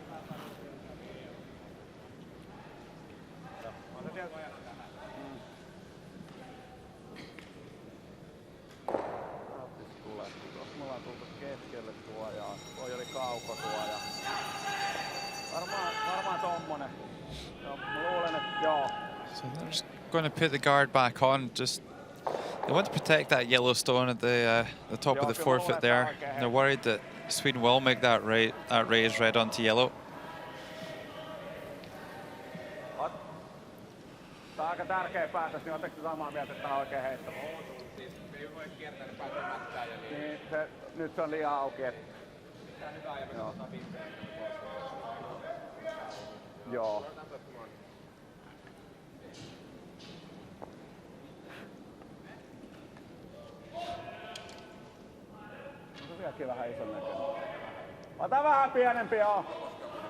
Finland trying to follow in the footsteps of their female counterparts, qualifying for the European semi-finals for the first time ever.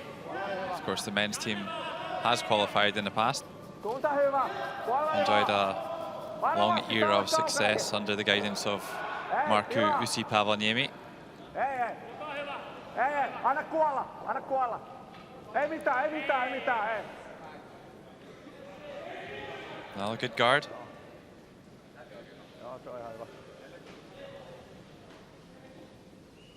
Well, some options. Could just play a draw, but I think more likely the Swedes will make a play on the guards. Perhaps the one in the centre line, running it across the face of that red stone in the house to open it up. Gör den riktigt bra så kan man ju dubbla någonting i alla fall, känns som. Kanske är dragning, men man kommer fan inte gömd. Alltså det eller missar en tjock sticka och den rullar dit. Ja, fast jag kommer inte... Jag ska vara framför 10 så är det ju i bästa fall där. Och då chappar jag med hackjäveln. Då blir det fan den här på kölhanden. Jag vet inte, jag gillar inte någon av dem. Men känns som dragningen är riskig. I och för sig gör den bra, kommer gömd bakom 10, fryser och riskar inte mer än 1 i alla fall. Ja, kör den. En dess utanför 8-foten.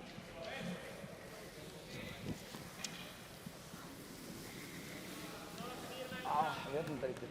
Känns som rundningen för att ha chans på 2 i alla fall. Är vi framför 10 så kommer det vara rädd om vi inte får en jävla båge nästan runda den som är bara ett 4 där.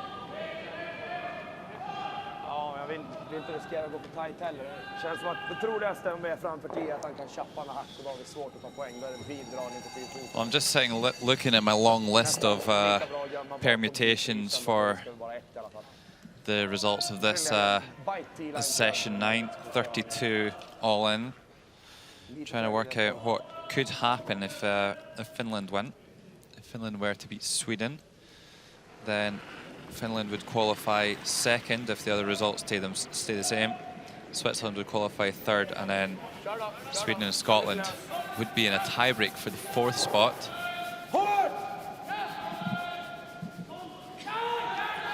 So certainly not set in stone yet. Nicholson electing the draw here in this one. Needs to get it down into shot position though. Certainly needs to outcount the back one. So a mistake there by Niklas Edin.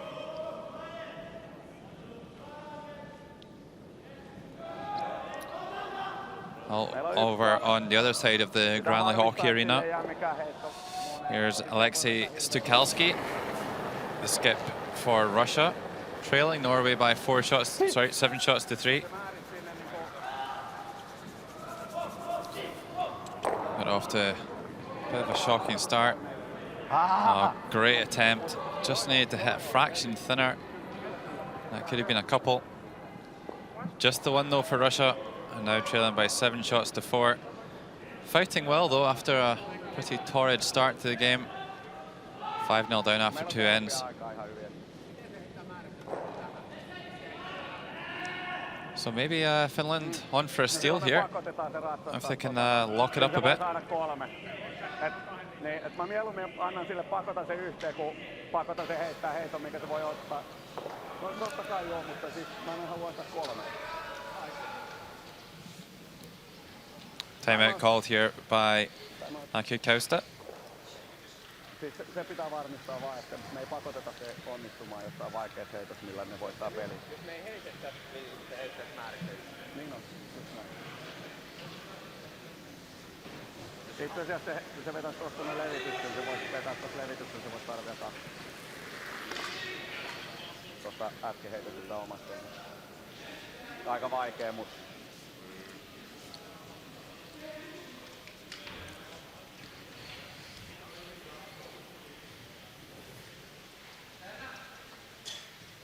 And down comes their coach, Leo Mäkelä. It's not him. That's, sorry, Alison, that's Tomi Rantamäki. Rantamäki. He's the national coach for Finland. Good player himself and has represented Finland at the European Championships on numerous occasions.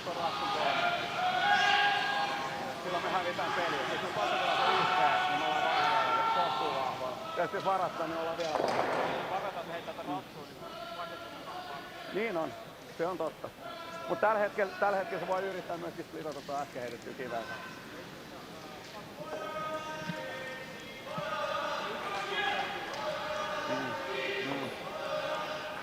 Mutta kyllä mä luulen, että toi heitto on niinku oikea.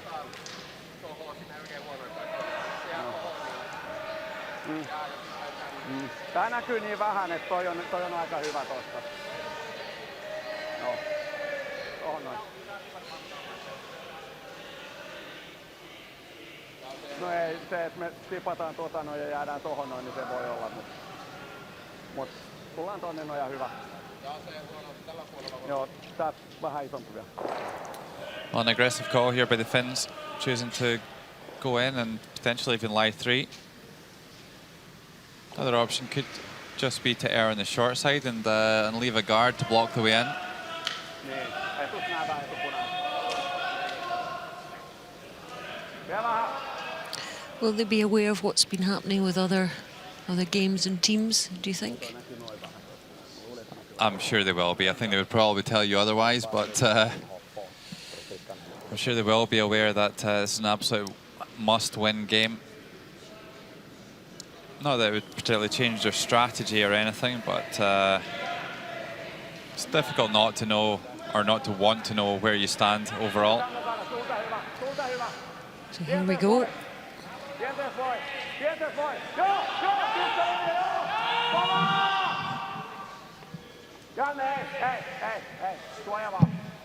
Well, over curls. Needs to be careful here.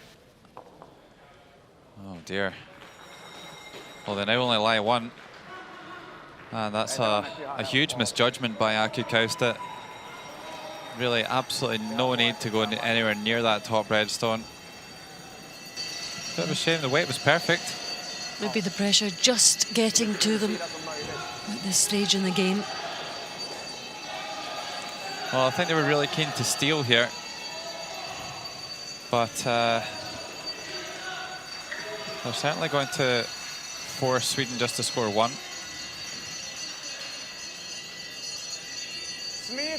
They've left a slightly easier shot than they would have hoped for, I think.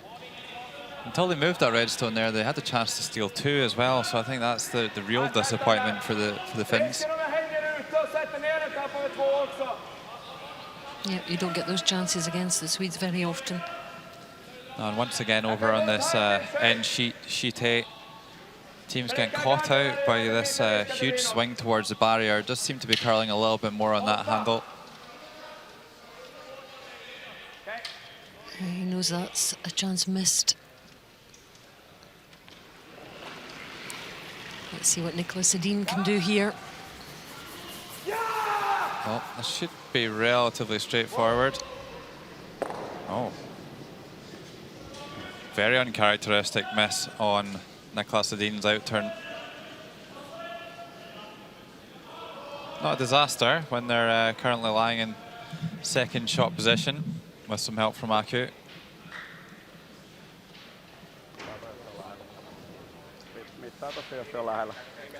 Oh, I wonder if Kasper might just put a measure on this just to be cheeky. No. Kicks it away in the end.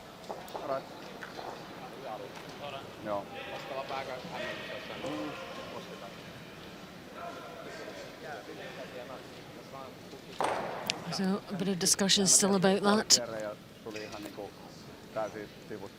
After 9 ends, Sweden 4, Finland 5.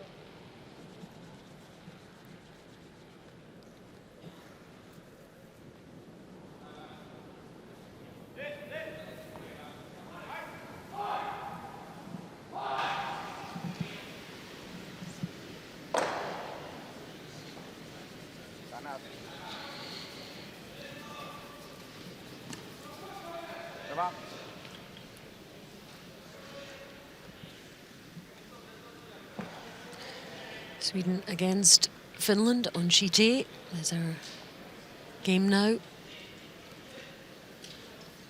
Very, very close. Tense affair on sheet A. Yeah, it's a really exciting conclusion to this round robin and to the last end of the last game, and we still have no idea who's going to qualify. It really does hinge on the outcome of this game.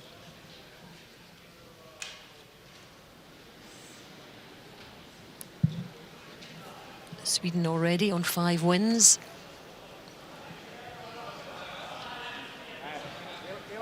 If Finland win, they will be on 5 wins.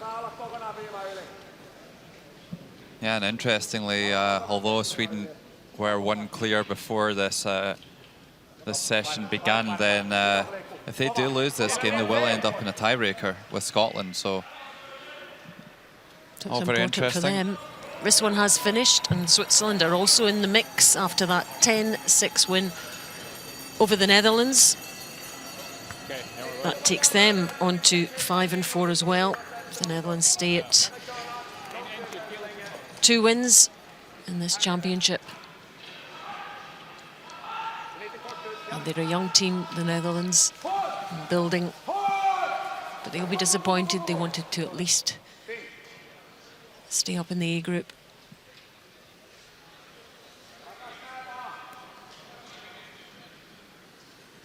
What's your feeling about the outcome of this one, Logan? Too close to call, Alison. Too close to call. You know, I like putting you on the spot. I'm sure the statisticians out there would say to you that it's around the 60% win for the team who's won up without the hammer. But of course, the team who's won down with the hammer are the reigning world champions. So certainly can't write them off. And they hit and roll to the centre there. Yes.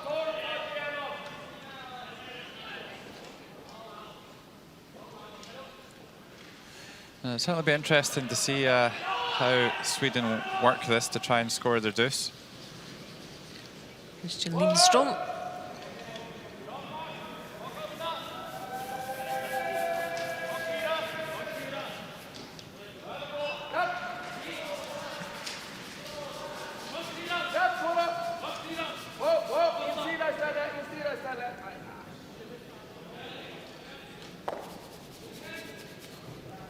Oh, nice little tap back, and stones in play, which is the most important thing for Sweden. Looks like it's going to be an aggressive end by the Finns, maybe trying to steal it here in 10. I'm sure in the back of the mind they'll we just want to make sure they get an extra end, worst case scenario. That would definitely give them a good chance of winning.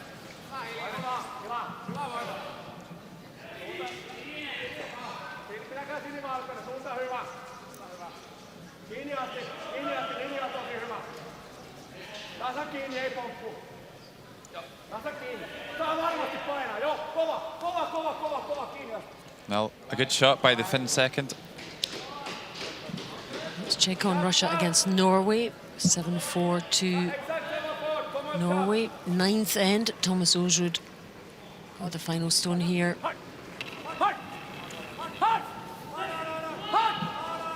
We've seen him miss a couple.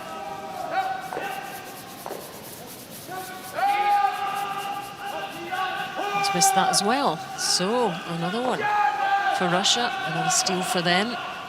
7-5 after 9. Russia stealing in ends 8 and 9. Meanwhile, back in our featured game, Christian Lindström just a little bit heavy-handed with the tap back there. Pushes the Swedish stone to the back of the forefoot.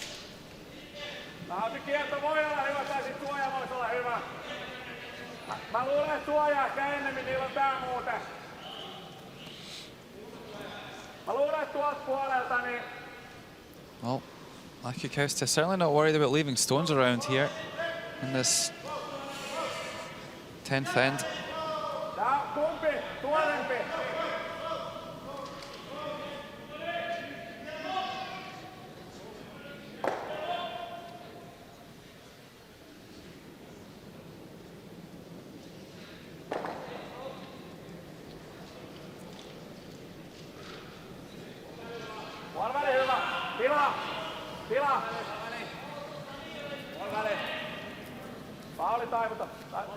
Pidä liikkeestä, kova, niin kauan kun liikkuu.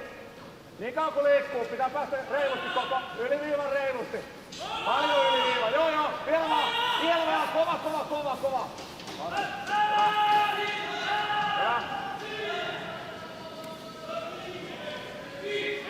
So gets the guard on.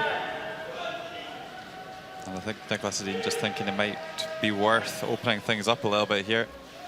Need to guarantee that they can, at worst case, score a 1. Yeah, there's a lot of stones in the pathway. Oscar Eriksson, 24-year-old third. Move things about. Well, he moves one. Really needed to get those other two moving, though. So Sweden in pretty bad shape right now. Running out of stones to make their deuce.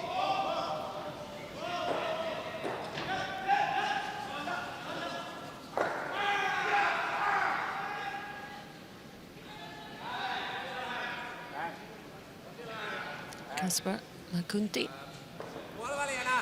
had a good game, 92% in his hits.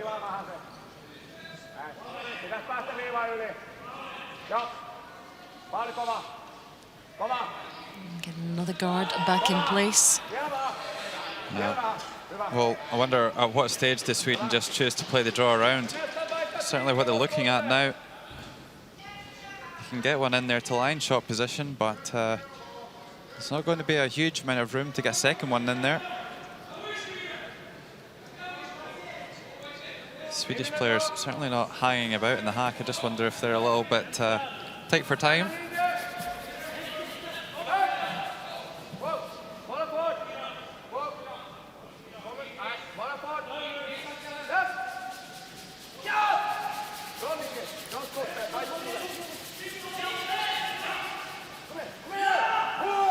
Super draw here by Oscar Eriksson to get into shot position.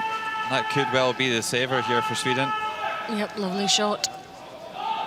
So the Swedes still with 1 minute 55 left on the clock for the last 2 stones, so quite comfortable really. Don't really want to be rushing things at this stage.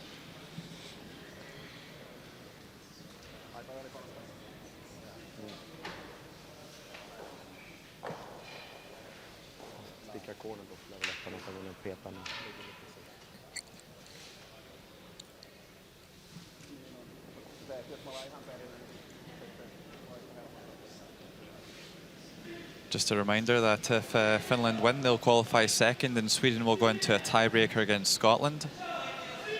And if Sweden do manage to get the win on the board, then the 4 semi-finalists will be confirmed as Norway, Sweden, Scotland and Switzerland.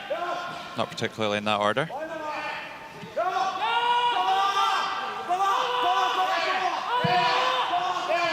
He's got a great line here, Aku.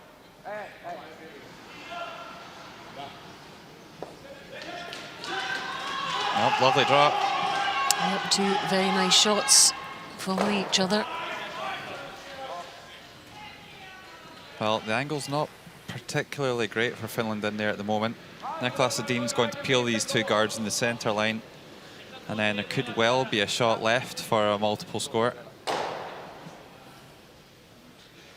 Just really needed to get that draw right onto the nose of that red stone to take away that opportunity. He does look as if he's been quite speedy with this here.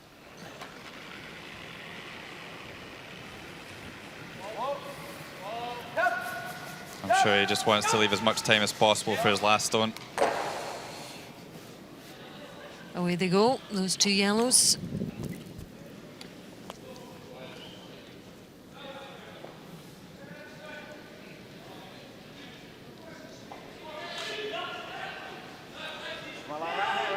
So no timeout available for Finland here. They of course used that in the last end.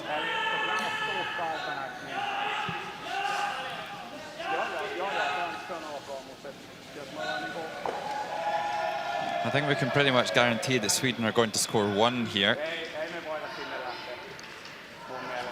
Yeah, you can see it there right on the button.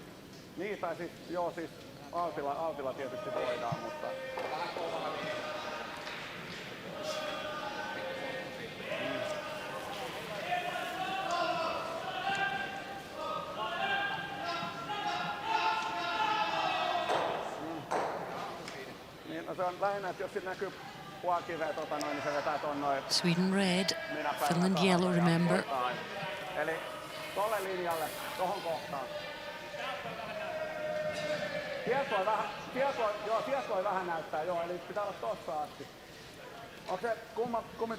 The shot they're worried about here at the moment is that Niklas can hit that yellow at the top of the button onto his own red and spring them both to lie 2 in the forefoot. So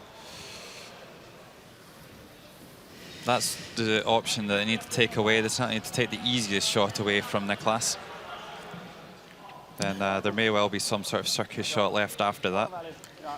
It's tense stuff here in this 10th end. So much riding on the last couple of shots here.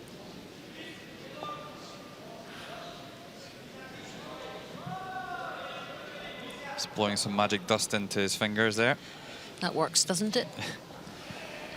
Who knows? Who knows?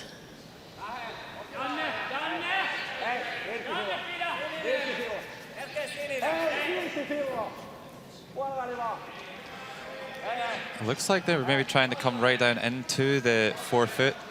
Needs to get to the centre line side of their yellow to get the effect they're looking for. Looks pretty good.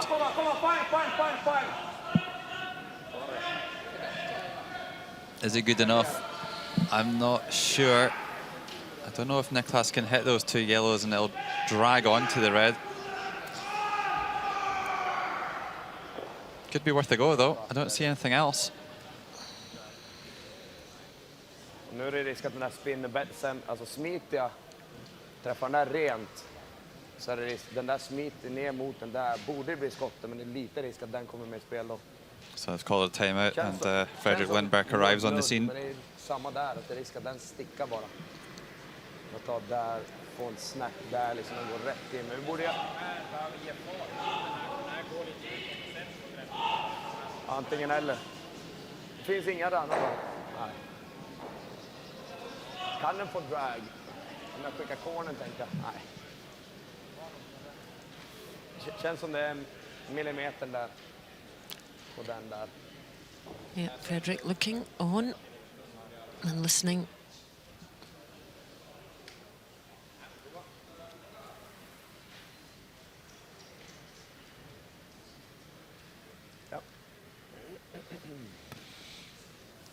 Okay, so I think the call here is, I don't think they're looking at trying to drag the second yellow onto the side of the red. I think the shot that they're trying to play, which seems to be reasonably risk-free, is they're going to just try and flick that yellow at the top of the forefoot, just hit a millimetre of it, run through and touch the other yellow. So it's a really, really tough shot to hit the right spot to get both of the yellows going here. This is the world champion though.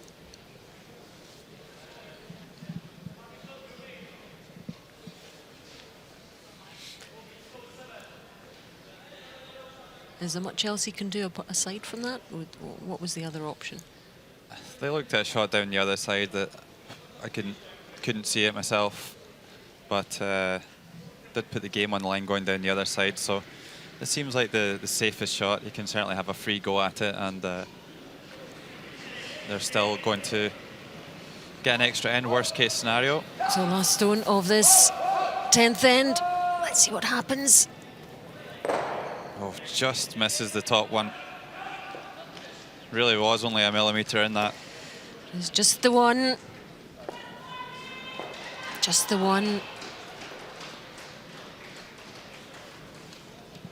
Let's have another look. How far away was it? That was always the danger. And he knows it.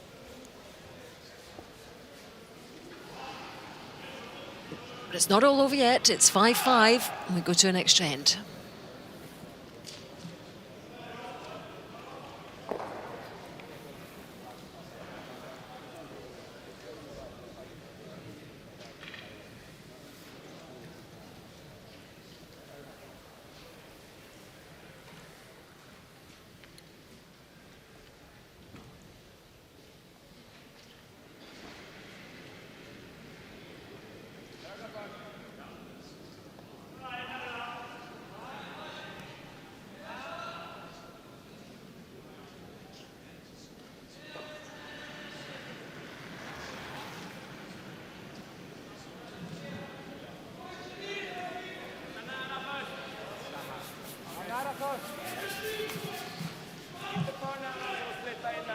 So I'm sure more drama awaits us in this extra end. In a feature game now between Sweden and Finland. The next stage of the competition all hinges on what happens in this encounter. What a game it's been.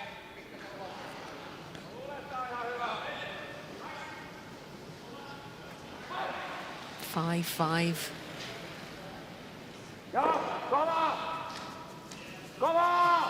And Finland really asking the question of Niklas Edin in that last end, putting him in a nearly impossible position. So while this end builds up, we'll see what else is happening in the arena. On sheet E, that Russia-Norway game. 10th end. Last end. Norway still in the lead, although they haven't been at their best in this game. Thomas Ulsrud with the last stone. Oh, it's just an open takeout here for Thomas. Just needs to get one of these reds out of there. Well, just gets rid of them both for good measure. And why not? And victory for Norway. An outstanding round-robin competition for them. Absolutely perfect in terms of their numbers of wins. And they finish the round-robin top of the standings. That's the only thing that we know absolutely for sure. There we go, the final score. Russia 5, Norway 10. Yeah, and back in our featured sheet, Yanni Pitko had a great effort at the tick shot. Nicholas Dean just managing to swoop it out and no more. So, free guard zone rule in effect. Trying again for the tick shot. No, playing the come around with this one. Needs to stay in front of the tee line here. Well, that could be quite a useful stone for the Swedes.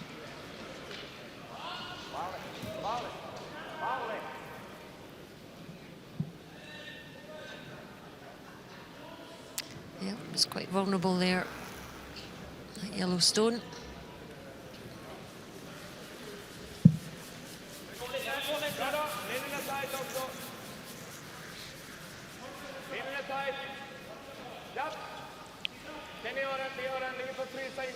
Well, I'm sure the Swedes are extremely well versed in this situation. And they're making an excellent start to the end. A good freeze here by Christian Lindstrom.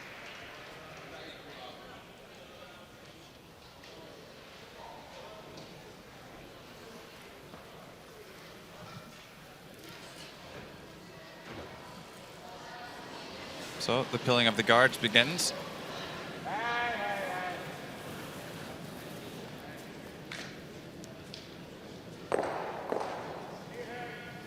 Aliemius gets the top one off.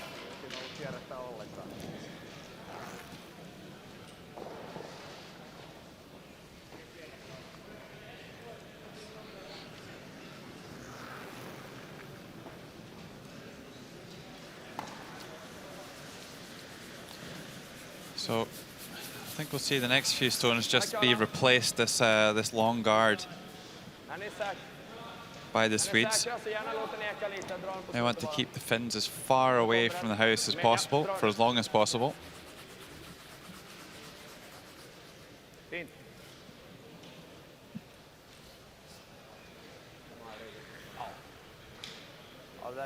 Does leave a slight angle here, so maybe finish second can get both of them moving here.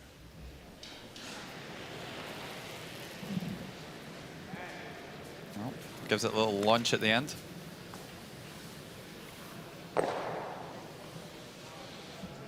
Sama. Tärkeämpää kun noin paljon voimaa, millä ei osu mihinkään.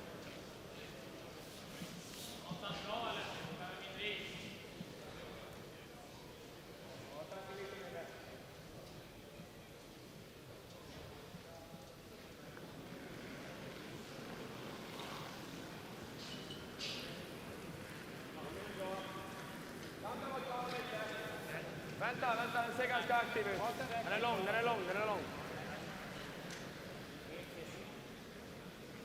Ekis för fart. There's a real air of tension in the arena at the moment. So much interest in this game. Yeah, too much weight from Oscar Eriksson, and a golden opportunity here for Kasper Hagunti to clear away in. There you see scores, 3 final scores, and 2 games still going on. Czech Republic and Italy. That's a close one as well. 6-6. They've gone into an extra end as well. In terms of the top of the table, towards the top, it's the one on sheet A that matters. Just incredible that 2nd to 7th position only separated by 1 win. Well, that was the golden opportunity for Finland, and the door was open. Kasper Hakunti couldn't walk through it there.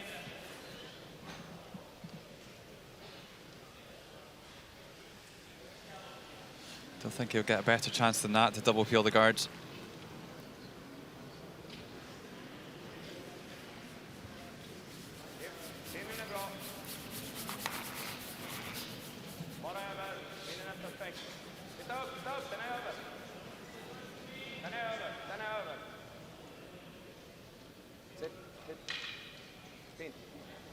Oh, good adjustment by Oscar. Just take 6 feet of weight off of that one to get it in the perfect spot.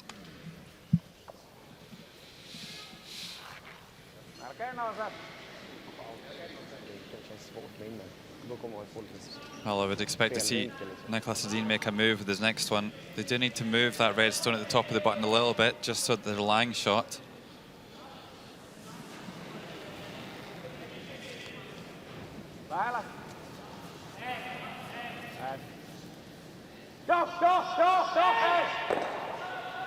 Oh, just misses the double.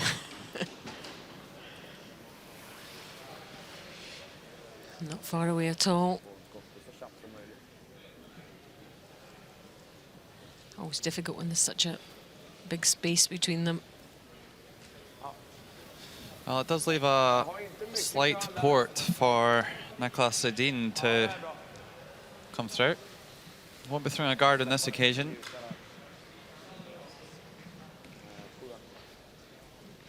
So just somewhere between that yellow at the top of your screen and the red in the middle of your screen, and down onto the red. Just tap it up 3 or 4 inches into a shot scoring position. Tough shot. Riktigt långt ut så kan vi frysa rakt där, inte hela vägen av något slag i alla fall. Been really tested in this game, Niklas Edin.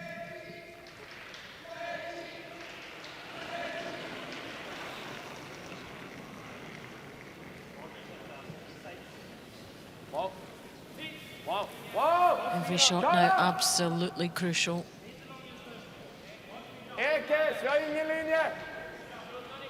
Well, I think it looks pretty close. Needs to curl. Yep.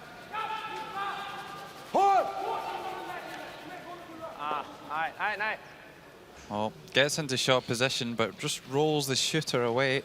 Not exactly what they were hoping for. Yep, but it is counting. Well, if Aku Kausta can make this double off the wide red and set at the top of the button, then it could well be curtains for Sweden. Jos me tullaan täältä näin, niin se vetää ton noin ja me ollaan taas vaikeutta. Niin. And that's what they're looking at. Niin. Ei niin. Mä tulisin normaalilla, se on selkeä.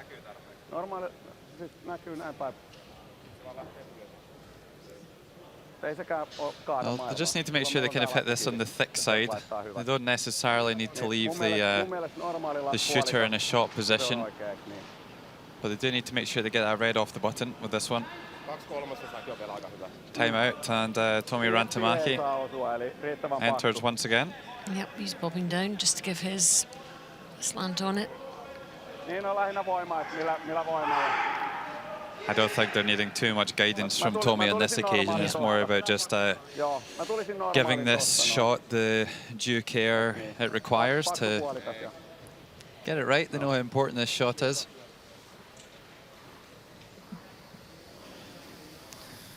To get this really good, this could be a potential game winner.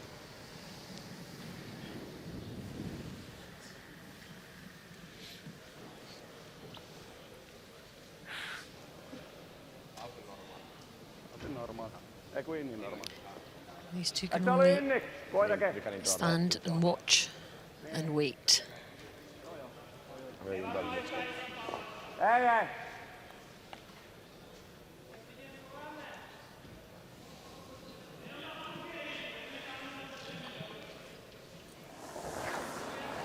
Well, I don't think there'll be too many more important shots in Aku Kausta's curling career than this one.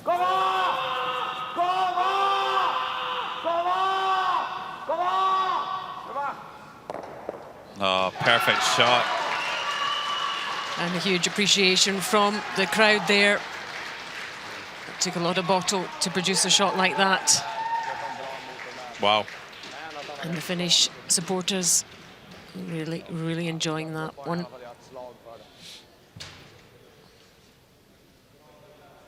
Well, it was left.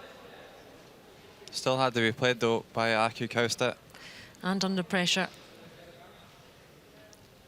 I just can't see what Nicholas has here. Nothing. He can maybe peel the 2 stones out in some sort of way to leave himself lying at the back of the house. But there's not a lot else they've got in the way of options. And we did say at the start of the round, this 9th round, that it would be a miracle if there wasn't any sort of a tie break. It certainly looks like there's going to be one.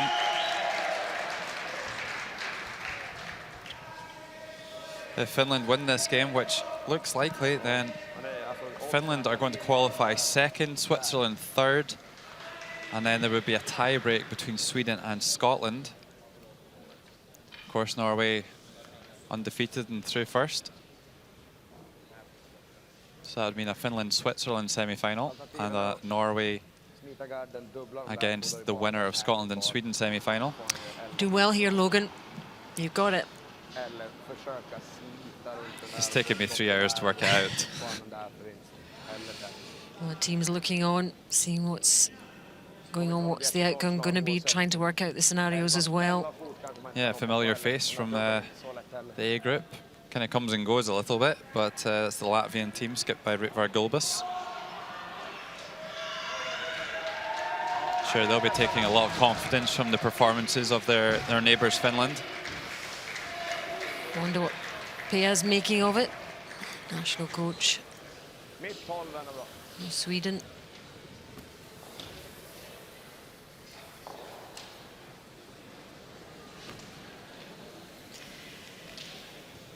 So what can he do here? Well, it certainly looks like he's just trying to draw the edge of the pin, which he's not got much room to work with at all. Needs to be in a scoring position after the stones come to rest here.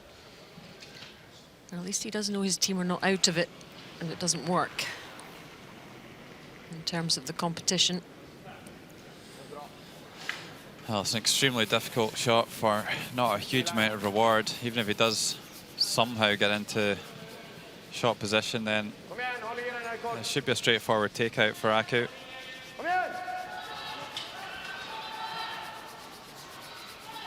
This one short. He was in a bit of an impossible position there, Nicholas Sedin, but what a victory for Finland.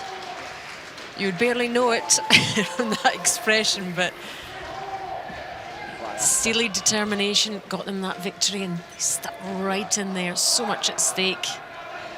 And the final score, Sweden 5, Finland 7. Well done to them. What a game. Wow, just a huge upset here in draw 9. The world champions not able to qualify directly for the semi-finals. They're going to need to play a tiebreak against Scotland. They must be very, very happy with that victory, not just because they played so well under pressure. Second, Finland. Third place, Switzerland. And there will be a tiebreaker between Sweden and Scotland for the final playoff place. So there we go, that is the scenario. You could hear it on the PA. Will be played at 2 o'clock this afternoon. There will also be a tiebreaker game to decide who plays in the World Challenge game and who is relegated to B Division between Czech Republic and Italy. This will also take place at 2 o'clock this afternoon. Thank you. That was the score in our featured game on sheet D, Germany against Scotland. And the Finnish fans are absolutely delighted at the performance of their team and enjoying the celebrations. There they go, parents and sisters and brothers and family. Yeah, I don't think too many people would have bet on a double qualification for Finland this week. The women, of course, qualifying for their first time.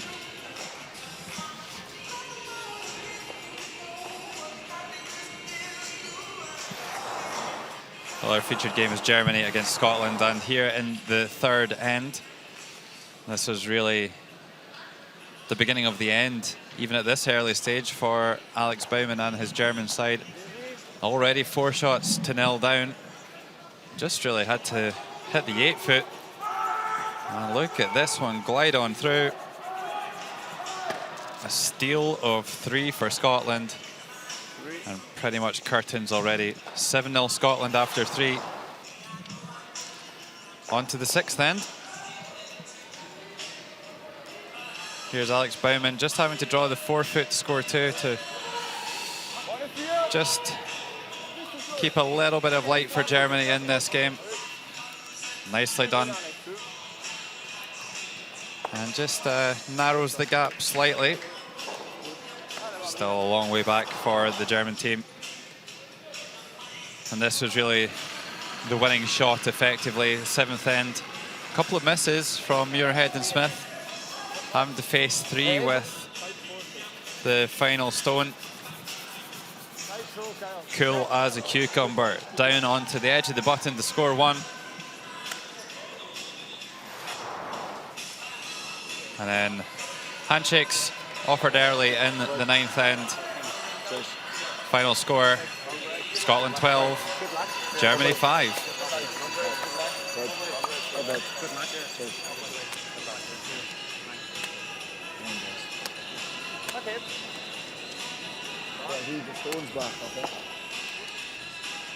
So the results in the other games, Sweden 5, Finland 7 after that dramatic extra end. 7-6 Czech Republic over Italy. Sheet C, Switzerland 10, Netherlands 6, and Russia 5, Norway 10. And look at that. He can't believe it, really. He must be mentally exhausted after all that.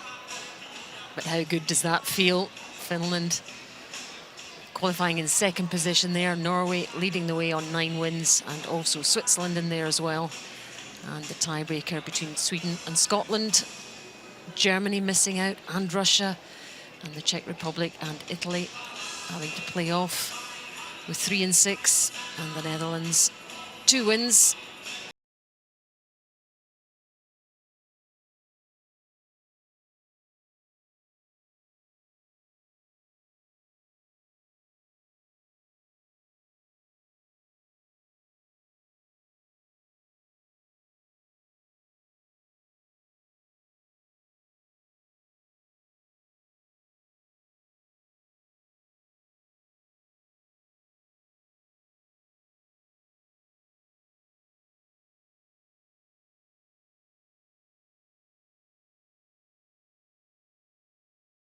On the win. Could you have believed that start that you had? No, not at all, no. We didn't expect that. We played a good couple of first ends, and they just had a few mistakes that I don't think they've had many of this week. So it got us off to a really good start. What's been the reason for the turnaround in this great run? We had a pretty tough start, and we just missed too many shots, and managing to get a couple of wins the last few days has really brought the confidence up in the team, and we've just been playing well, really. So. And describe the feeling before you started the game today. What were you feeling like this morning? Just kind of the same as the last few days. We knew we had to win 4 in a row to have a chance of a tiebreaker. So I'm just really pleased. We've just been really focused on what we had to do, and we've done it. What do you think you can achieve now? I don't know. We just have to take each game as it comes, really. Yeah. Well done. That was a great win. Well done. Thanks very much. Scotland will play Sweden in that tiebreaker. That completes our coverage of this men's draw. Thanks very much indeed for joining us. From me, Alison Walker, and Logan Gray. Bye for now.